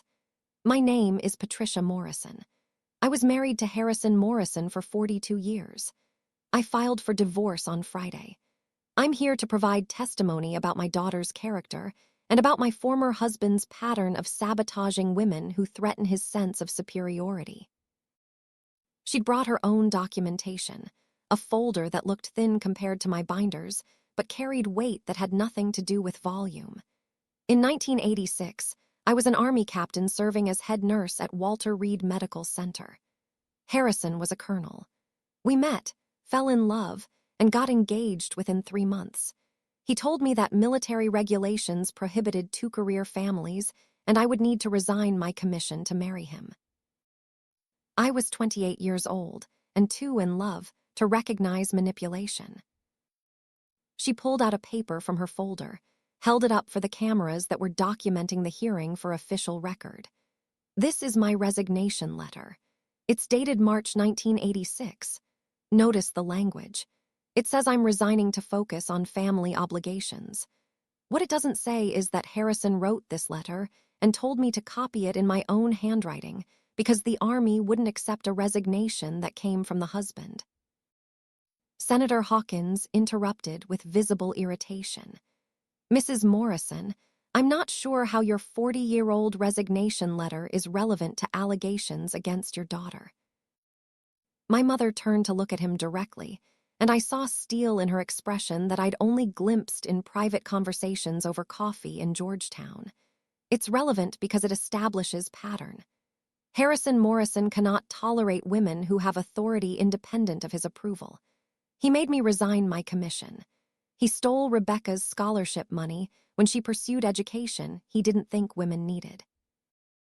He's filing false allegations now because she's about to achieve rank and recognition that exceed anything he accomplished. She pulled out another document, this one more recent. This is the bank account Harrison thought was his personal spending money. Notice the deposits. $5,000 every month for 18 years. Notice the source. Electronic transfer from an account in Rebecca's name.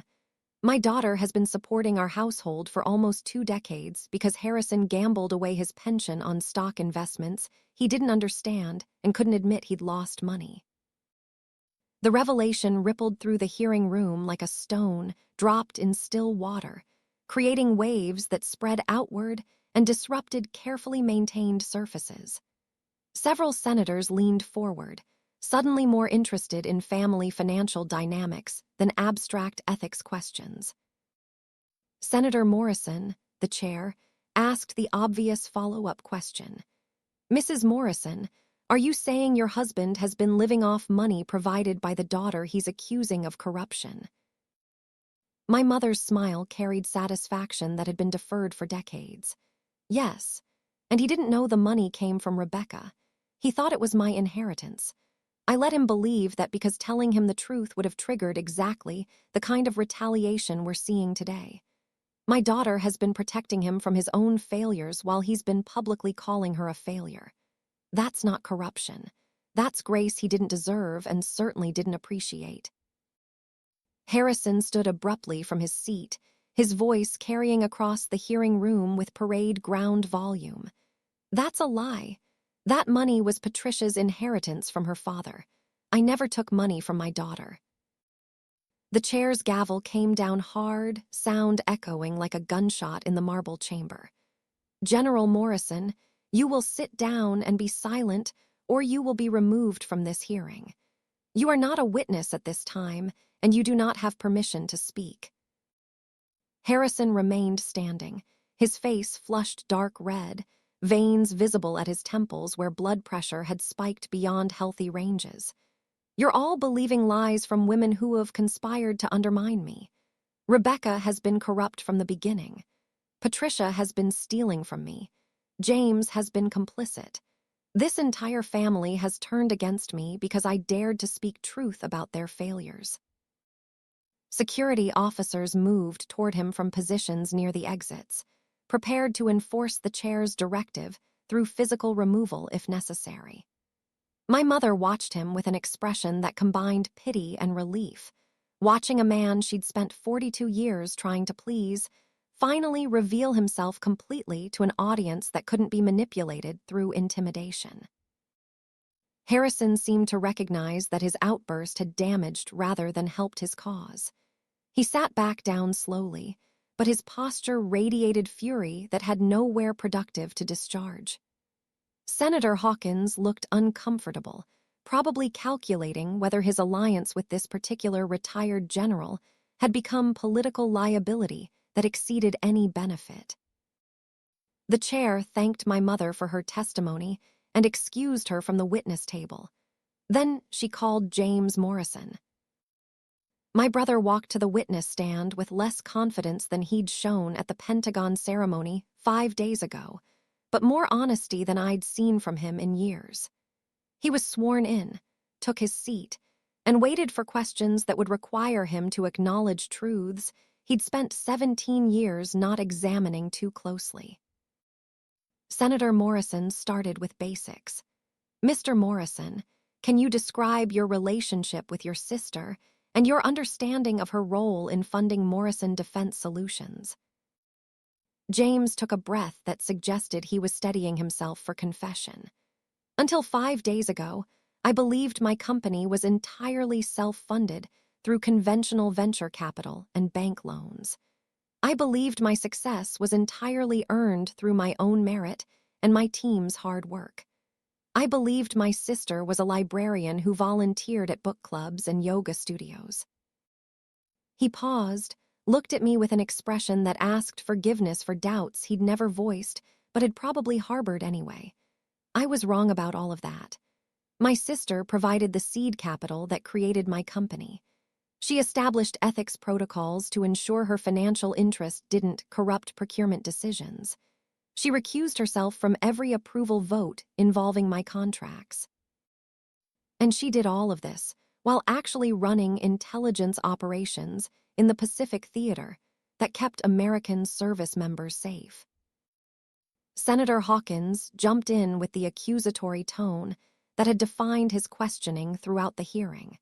So you're admitting your company received preferential treatment because of family connections. James turned to face him directly, and I heard my father's confidence in his voice, but deployed toward different ends. No, Senator. I'm admitting my company received opportunities to compete based on merit. Rebecca didn't give me contracts. She gave me a chance to bid on contracts. What I did with those opportunities was entirely my responsibility. The contracts we won because our technical solutions were superior and our pricing was competitive. The contracts we lost because competitors submitted better proposals. He pulled out his own documentation, copies of technical evaluation board scores that Sarah Chen had compiled during her weekend documentation effort. Here are the evaluation scores for every contract Morrison Defense Solutions has won in 17 years. Here are the competitor scores for comparison. You'll notice that in every case, we scored higher on technical merit, past performance, and price. The evaluation boards that did this scoring had no knowledge of Rebecca's financial interest because she had recused herself from informing them. The questioning continued, but the momentum had shifted. What had started as an investigation into corruption was becoming a demonstration of excessive ethics compliance. A woman who'd gone further than regulations required to avoid even appearance of impropriety. Senators who'd entered the hearing assuming guilt were encountering documentation that made that assumption increasingly difficult to maintain. Senator Morrison called for a brief recess at 1600 hours, giving committee members time to review the volumes of documentation that had been introduced and to recalibrate their approach based on testimony that had complicated the simple narrative of family corruption. I stepped into the hallway where marble floors created echoes that made every conversation sound like it was being broadcast to invisible audiences. My mother found me near the water fountain, her expression mixing relief and residual adrenaline from public confrontation with the man she'd spent decades trying to please. How do you feel? Her laugh came out shaky but genuine, terrified, exhilarated, free. I just testified against my husband of 42 years in a Senate hearing that's being recorded for posterity. I'm either going to feel proud of this for the rest of my life, or I'm going to wake up tomorrow wondering what possessed me. I pulled her into a hug that surprised both of us with its intensity. You were amazing. You told truth that needed telling, and you did it with more grace than he deserved. James joined us, his wife Amanda beside him, looking protective in ways that suggested she'd spent the recess reassuring him that honesty had been the right choice even when it felt like exposure. He didn't try to hug me, just stood close enough that his presence communicated solidarity. Becca, after this is over, after the hearing concludes and the investigation closes and Monday's contract ceremony happens, can we have dinner? Just the four of us. No dad, no agenda, just family trying to figure out what family means when all the old rules don't apply anymore. I nodded, throat tight with emotion I'd trained myself to redirect but couldn't quite suppress. I'd like that. The hearing resumed at 16:30, with the chair calling me back to the witness table for final questions that would determine whether the committee recommended investigation proceed, or whether they found sufficient evidence of ethics compliance to close the matter. Senator Morrison led with the summary question that would likely define how the hearing got reported in media coverage the next morning. Deputy Director Morrison, based on testimony we've heard today and documentation you've provided, it appears you went to extraordinary lengths to avoid conflicts of interest that many federal employees would simply ignore or minimize. Why? Why make your life more complicated than regulations actually require? I thought about the question, about the real answer that went deeper than compliance frameworks and recusal protocols. Because I've spent my entire career watching people assume that women in positions of authority got there through favoritism or luck or some combination of both. Because I knew that if I ever wanted to lead the Defense Intelligence Agency, my integrity would be questioned in ways that male colleagues' integrity never would be. Because the only way to prove you don't need special treatment is to refuse it so completely that nobody can claim you benefited from it. The silence that followed felt different than the earlier quiet moments. This felt like understanding, like recognition that excellence required different standards from different people, and that disparity was injustice dressed up as merit. Senator Morrison made notes on her legal pad, then looked up with an expression that suggested she'd reached a conclusion. Based on testimony and documentation presented today, I'm recommending this committee close its inquiry into Deputy Director Morrison's financial interests. The evidence shows not corruption, but excessive caution, not favoritism, but extraordinary efforts to avoid it. I see no basis for further investigation, and I believe the Inspector General will reach similar conclusions. Relief flooded through me, but I kept my expression controlled, knowing cameras were recording and reactions would be analyzed. Thank you, Madame Chair. Senator Hawkins started to object, but the chair cut him off with practiced efficiency. The senator from Alabama will have opportunity to file minority views if he disagrees with the committee's findings. This hearing is adjourned. The gavel fell at 1700 hours, ending 3 hours of testimony that had started as potential career destruction and concluded as vindication purchased through transparency I'd been forced to provide, but should have offered years ago. I gathered my binders while the hearing room emptied, senators departing to Sunday evening obligations and gallery observers filtering out to write articles about the intelligence official who'd funded her brother's company, while establishing ethics firewalls that exceeded regulatory requirements. Harrison remained seated long after most observers had left, watching me pack documentation with an expression that mixed rage and something that might have been recognition that his final sabotage attempt had failed. I considered ignoring him, considered walking past without acknowledgement, considered leaving him with silence as the last word between us.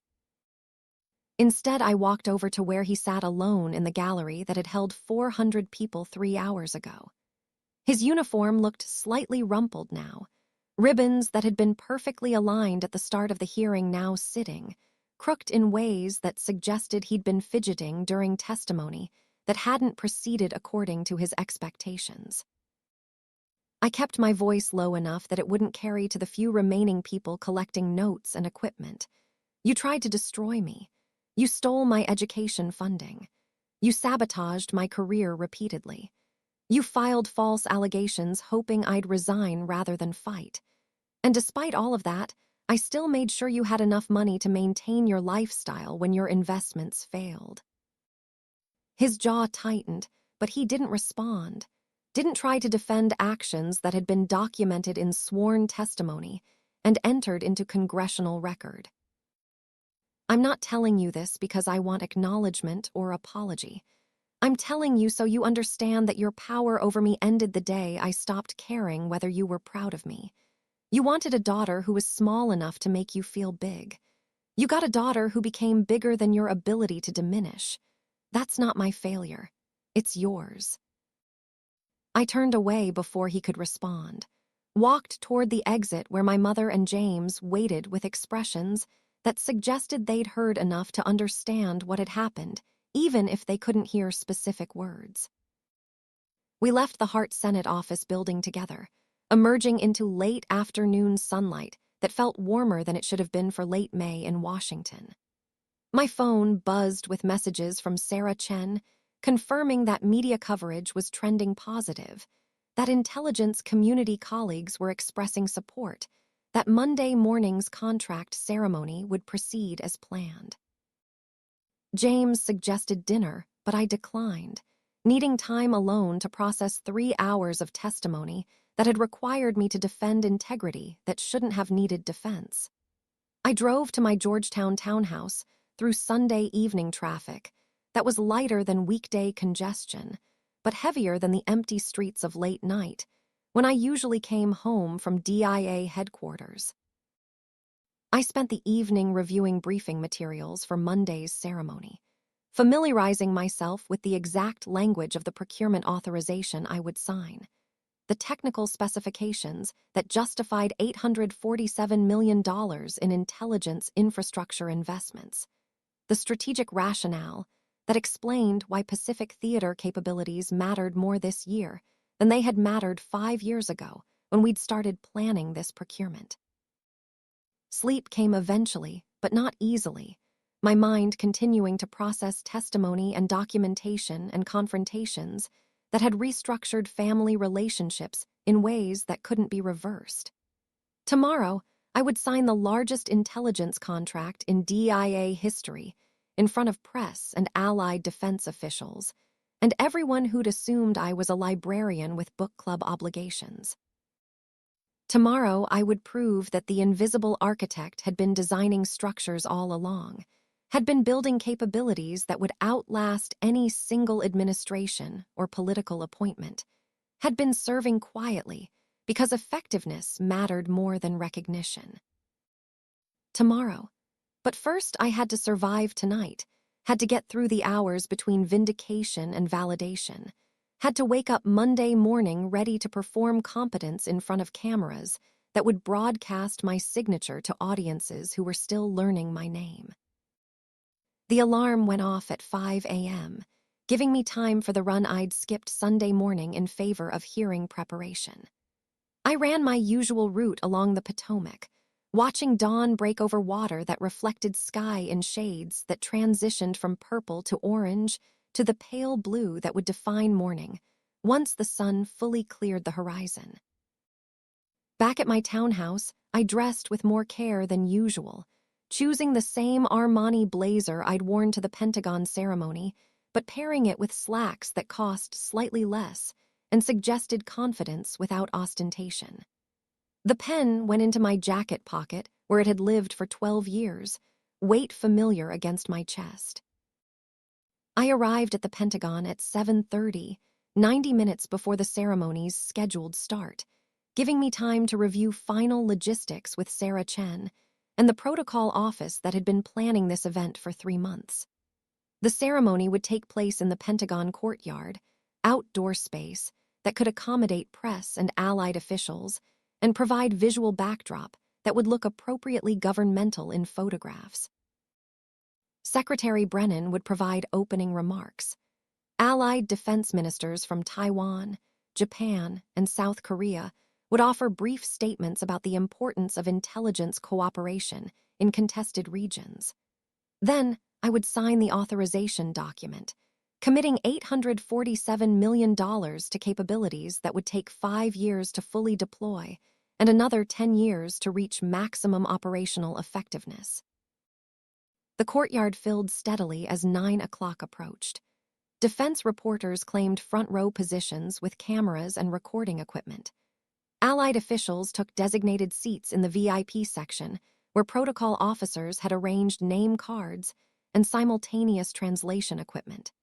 Pentagon staff and DIA personnel filled remaining spaces, creating an audience of approximately 200 people who'd adjusted Monday morning schedules to witness this particular moment.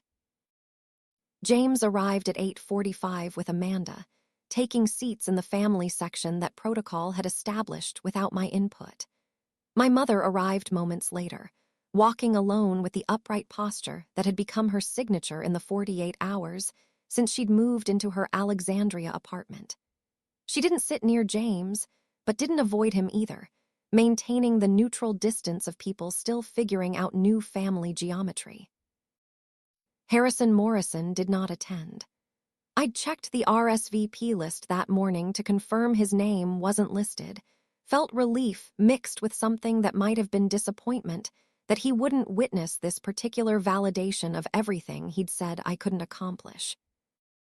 Secretary Brennan took the podium at precisely 9 o'clock, his remarks hitting the expected notes about the importance of intelligence capabilities and the value of allied partnerships and the professionalism of the Defense Intelligence Agency workforce.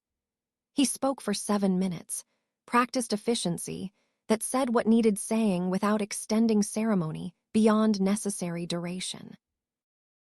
The Taiwanese defense minister spoke next, his English accented but clear, talking about the threats his nation faced and the value of American intelligence cooperation in maintaining stability across the Taiwan Strait. The Japanese and South Korean ministers followed with similar themes, creating a unified message that intelligence sharing mattered and this procurement authorization represented commitment to regional security that went beyond diplomatic statements. Then Secretary Brennan called my name, invited me to the signing table that had been positioned center stage with optimal camera angles for the signature that would generate photographs for tomorrow's newspapers and tonight's news broadcasts. I walked to the table where the procurement authorization sat waiting, cream-colored paper with the Defense Department seal at the top and signature lines at the bottom. The amount was printed clearly in both numerals and written language.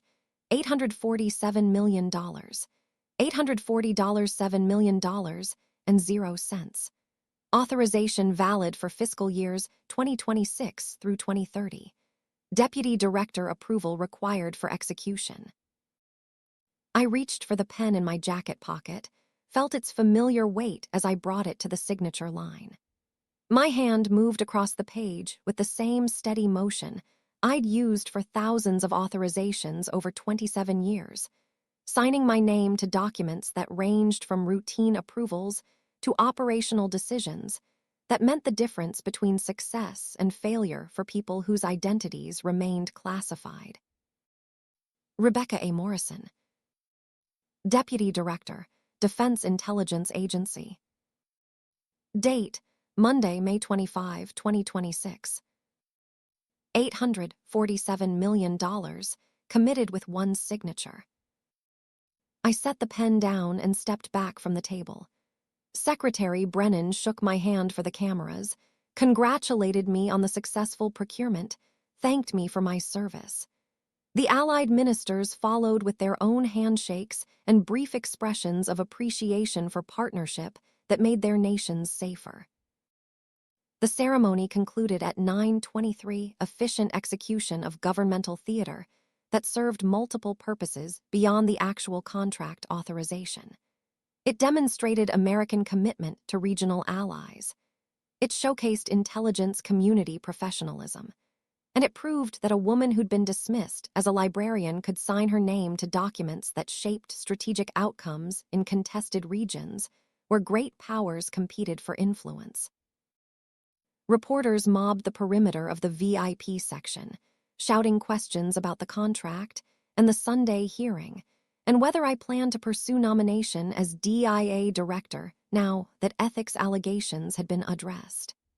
I answered the first few with practiced brevity that gave them usable quotes without providing material for extended controversy. Yes, the contract represents significant investment in Pacific theater capabilities. No, I won't discuss specific technical details in unclassified settings. Yes, Sunday's hearing clarified my financial interests, and I'm satisfied the committee found no evidence of impropriety. The nomination question I deflected with professional neutrality. Those decisions happen at levels above my current position. The questioning continued until protocol officers intervened with polite firmness, creating space for me to exit toward Pentagon corridors that would take me back to my office, where operational requirements waited regardless of ceremonial obligations. My mother intercepted me before I reached the doors, her hug fierce and brief. "I'm proud of you, Becca, not because you signed a big contract or survived a Senate hearing, because you never let them make you small, even when being small would have been easier." I hugged her back, felt tears threatening at the edges of my eyes where professional composure was starting to crack under the weight of validation I hadn't realized I needed. "Thank you, Mom, for leaving, for testifying, for finally choosing yourself." She pulled back with a smile that reached her eyes for the first time in years. "I'm 78 years old, and I'm just figuring out who I am without someone telling me who I should be. Better late than never, I suppose." James joined us, his expression mixing pride and relief and residual guilt about 17 years of not asking questions he should have been asking. "Becca, congratulations. On the contract, on the hearing, on everything."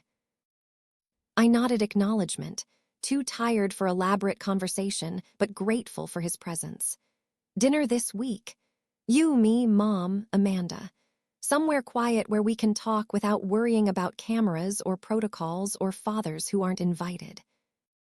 He agreed immediately, relief visible in the relaxation of shoulders that had been carrying tension since Friday night's phone call. "I'd like that." They left together, mother and son still figuring out what family meant when the patriarch who defined its structure no longer commanded their loyalty or their fear. I watched them go, then turned toward the elevator that would take me to the third floor, where my office waited with briefing folders and operational approvals, and the regular machinery of intelligence work that continued regardless of personal drama. Sarah Chen met me at my office door with coffee that was actually hot and a schedule that showed the rest of my day filled with meetings that had been postponed during hearing preparation. Budget review at 10:30. Personnel evaluation at 11:15. Operational briefing at 1300. Everything returning to normal rhythms as if the weekend had been ordinary interruption rather than career-defining crisis. I settled into my chair, the leather familiar after 6 years of occupying this particular office with its view of the Potomac and its secure communications equipment, and its weight of responsibility for intelligence operations that shaped outcomes most Americans would never know about. My phone buzzed with an incoming call from a number that showed only as White House switchboard. I answered with the formal acknowledgement that unknown callers from 1600 Pennsylvania Avenue typically required. The voice that came through belonged to the president's chief of staff, a woman I'd briefed dozens of times on intelligence assessments that informed policy decisions about everything from trade negotiations to military deployments. "Deputy Director Morrison, the president would like to see you this afternoon at 3:30. 30 minutes. Subject is Director of the Defense Intelligence Agency nomination. Are you available? I checked my schedule, saw that my 3:30 slot was marked for contractor review meetings that Sarah could handle without my presence. Yes, I'm available. Excellent. The president will see you in the Oval Office. Appropriate business attire. No need to bring briefing materials. The call ended, and I sat staring at my phone for 10 seconds before the implications fully registered. The president wanted to discuss director nomination. After a weekend where my integrity had been questioned and defended and ultimately validated through documentation that proved ethics could survive family complications. This was happening. The nomination I'd been preparing for since I'd made deputy director 6 years ago. The position that would make me the first woman to lead the Defense Intelligence Agency in its 60-year history. The job that would require Senate confirmation and congressional testimony and media scrutiny that would make Sunday's hearing look like practice session. Sarah appeared in my doorway with an expression that suggested she'd already heard about the White House summons through the informal communication networks that connected Pentagon offices to the West Wing. You're getting the nomination. Probably. Unless the meeting is to tell me the ethics investigation changed their calculation, and they're going with someone whose family relationships don't generate Senate hearings. She shook her head with the confidence of someone who'd spent the weekend analyzing political dynamics while I'd been focused on documentation. You survived investigation that would have ended most careers. You demonstrated integrity under pressure. You signed an $847 million contract this morning in front of allied defense ministers who trust you. The president would be making a statement by nominating you now. A statement about competence mattering more than comfort, about women earning positions through merit rather than receiving them through quotas. I hoped she was right, but tried not to invest too much emotional energy and hope that might be disappointed. 3:30 would arrive regardless of my speculation. Until then, I had operational responsibilities that required attention and focus that couldn't be compromised by anticipation about career advancement. The afternoon proceeded with the rhythms I'd established over 27 years of intelligence work. Meetings that required decisions, briefings that required analysis, communications that required encryption and authentication. The familiar patterns that defined my professional identity regardless of titles or nominations. At 3:15, I left for the White House, driving myself rather than using Pentagon car service because the autonomy mattered, and the normality helped steady nerves that had been accumulating tension since the phone call 4 hours ago. Security at the White House gates was thorough, but efficient. Guards who'd processed my credentials dozens of times executing protocols that balanced access with vigilance. I parked in the West Wing lot, entered through the entrance that staff used rather than the ceremonial doors reserved for official visitors and foreign dignitaries. The Oval Office at 3:30 on a Monday afternoon held sunlight that streamed through windows overlooking the Rose Garden, where spring flowers were finishing their bloom, and early summer heat was starting to dominate the microclimate that existed within the White House grounds. The president stood as I entered, gesture of respect that felt significant coming from the commander-in-chief, who technically outranked everyone in the building. Deputy Director Morrison, thank you for making time on short notice. His handshake was firm without being aggressive, the kind of gesture that conveyed confidence without needing to prove dominance.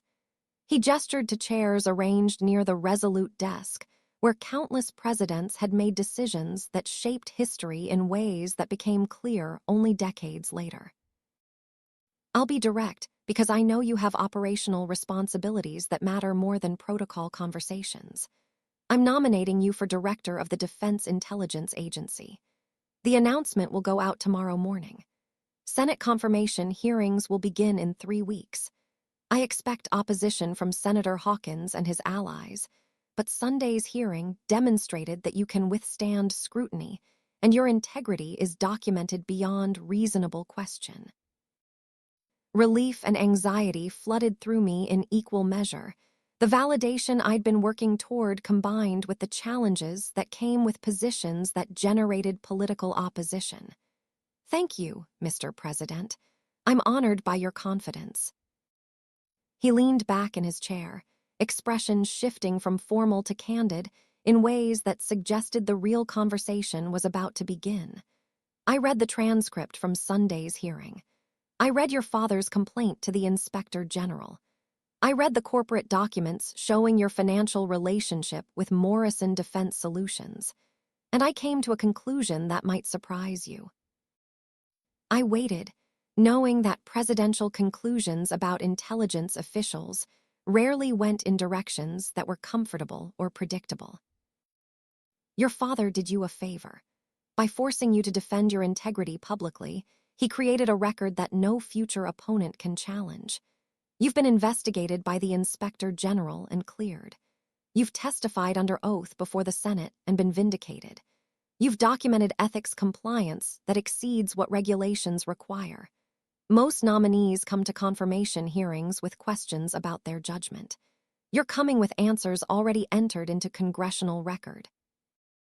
I hadn't thought about it that way, but recognized the strategic accuracy of his assessment. Transparency forced by accusation had created armor against future attacks that willing disclosure might not have generated. The documentation existed because defense had been necessary, and that documentation would serve as shield during confirmation process that would inevitably involve senators looking for reasons to oppose regardless of qualifications. You understand the challenges ahead. You'll be the first woman nominated for this position. You'll face questions about whether you're qualified or whether you're a diversity hire. You'll encounter senators who believe intelligence agencies should be run by military officers rather than career analysts. You'll deal with media scrutiny that examines your family relationships and financial interests in ways that male nominees rarely experience. I understood all of that because I'd been living it for 27 years in various forms, had learned early that excellence required proving yourself repeatedly, while mediocrity from male colleagues often received benefit of doubt and second chances. I'm prepared for that, sir. Good, because I'm nominating you because you're the most qualified candidate, not because you're a woman or because your nomination makes a political statement. You've earned this through competence and integrity that have been tested and validated. Don't let anyone suggest otherwise. The meeting concluded at 4 o'clock with handshakes and congratulations that would become official tomorrow, when the White House press office announced the nomination and political calculations began about confirmation prospects and opposition strategy. I drove back to Pentagon through rush hour traffic that gave me time to process what had just happened, the validation that had started Friday night with my brother's discovery and concluded Monday afternoon with presidential nomination that would define the next phase of my career if I survived confirmation. My phone filled with messages as word spread through informal channels that preceded official announcements. Congratulations from colleagues at DIA. Support from intelligence community professionals I'd worked with across 27 years. Offers of assistance from people who'd been through confirmation processes and knew the grinding scrutiny that turned private lives into public examination. I responded to the most important messages, thanked people for their support, accepted offers of help from those who had expertise I would need.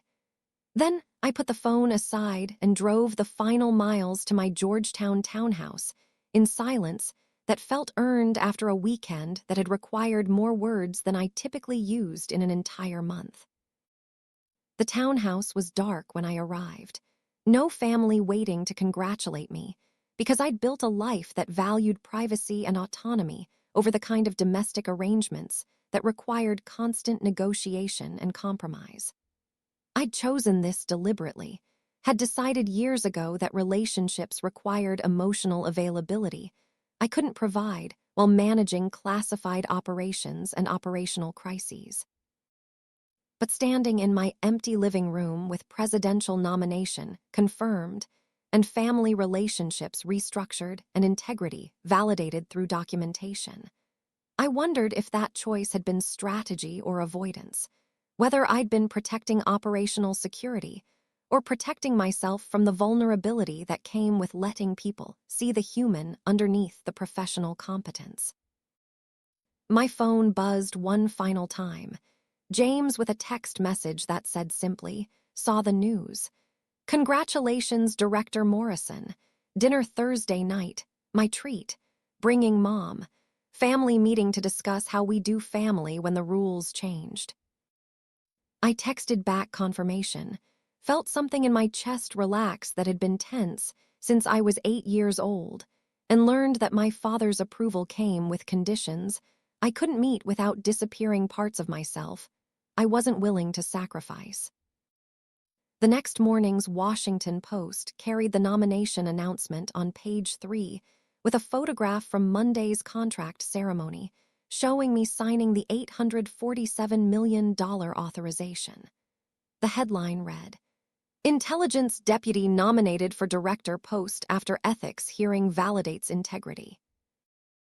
The article detailed Sunday's testimony, my mother's divorce filing, James's acknowledgement of family financial relationships, and the Senate committee's conclusion that my ethics compliance exceeded regulatory requirements.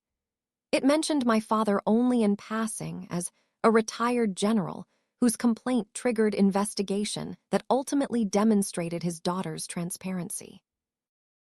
The weeks that followed established rhythms that would define this new chapter. Preparation sessions with White House counsel. Practice hearings with former senators who knew which questions would come and how to answer without creating new vulnerabilities. Documentation reviews that verified every claim I'd made about ethics compliance and operational effectiveness. The confirmation hearings themselves proceeded much as the Sunday hearing had. Senators asking variations of questions I'd already answered, raising concerns I'd already addressed, searching for scandal in a record that had been examined and validated repeatedly. Senator Hawkins led opposition that focused less on qualification than on controversy, less on competence than on discomfort with a woman leading an organization that had been male-dominated since its founding. But the documentation held. The ethics record proved unassailable. The operational achievements spoke to effectiveness that couldn't be dismissed. And on a humid afternoon in late June, the Senate voted 72 to 28 to confirm me as director of the Defense Intelligence Agency. I took the oath of office on the first Monday in July, my mother holding the Bible, James standing beside her with pride visible in his expression. My father did not attend, had not contacted me since Sunday's hearing, had apparently decided that silence was his final weapon in a war he'd lost before understanding the terms of engagement. The swearing-in ceremony was brief, formal acknowledgement of authority that would be measured through operational outcomes rather than ceremonial recognition. Secretary of Defense administered the oath, his hand steady on my shoulder as I recited words that committed me to supporting and defending the Constitution against enemies, foreign and domestic. The words felt heavier than they had when I'd first sworn them 27 years ago. Weighted with responsibility that extended beyond operations, I could control to leadership that would shape an organization of thousands who executed missions I'd never directly touch. I moved into the director's office the following week, space larger than my deputy director office, but feeling similar in essential ways. Same view of the Potomac through different windows. Same secure communications equipment with updated encryption. Same weight of responsibility that woke me at 3 a.m. with operational concerns that couldn't wait for morning briefings. My first act as director was signing promotion paperwork for Sarah Chen, elevating her to deputy director with the authority and responsibility that came with managing daily operations, while I handled strategic direction and political coordination.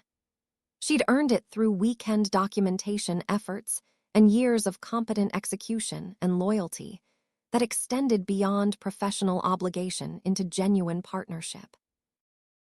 My second act was reading the plaque that had appeared on my desk, gift from someone in the agency whose identity remained anonymous, but whose sentiment carried weight I felt in my chest. The plaque held words I'd spoken during confirmation hearing, testimony that had apparently resonated enough that someone memorialized them. The only way to prove you don't need special treatment is to refuse it so completely that nobody can claim you benefited from it. I hung the plaque on the wall where I could see it from my desk, reminder of principles that had guided me through 27 years and would continue guiding me through however many years remained before retirement became inevitable rather than optional. That evening, I met James and my mother for dinner at a quiet restaurant in Old Town Alexandria, where nobody recognized us and conversation could happen without worrying about cameras or reporters. We talked about family without my father, about what relationships looked like when hierarchies dissolved, and people related as equals rather than subordinates seeking approval from authority they'd never quite managed to please. My mother told us she'd started dating, casual encounters with men she'd met through book clubs and community activities. The idea felt surreal, but also hopeful, evidence that starting over was possible at 78 if you found courage to claim space you'd been denied. James's company had survived the contract freeze, thrived even. Now that transparency about ownership structure had eliminated concerns about hidden relationships. Future contracts would be scrutinized more carefully, but the documentation proved his company won based on merit, and future competitions would continue demonstrating that pattern. We stayed until the restaurant closed, 3 people building new family geometry from materials salvaged from structures that had collapsed under weight they'd never been designed to carry. When we finally left, walking to cars parked on cobblestone streets that had existed since before any of us were born, I felt something I hadn't felt in decades. Not closure, exactly. My father was still alive somewhere, still angry, still convinced that his daughters and son had betrayed him rather than recognized that his authority had been purchased through fear that no longer commanded their compliance. But peace, the kind that comes from knowing you survived the worst someone could do to you and emerged with integrity intact and capabilities enhanced and understanding that their limitations were never your responsibility to fix.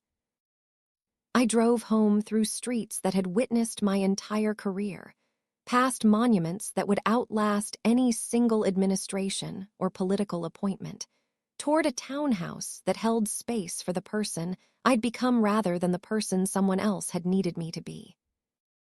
Tomorrow, I would begin the actual work of leading an agency. Tonight, I could rest knowing that the woman who'd been invisible for 35 years had finally been seen, and the seeing hadn't diminished her. It had set her free,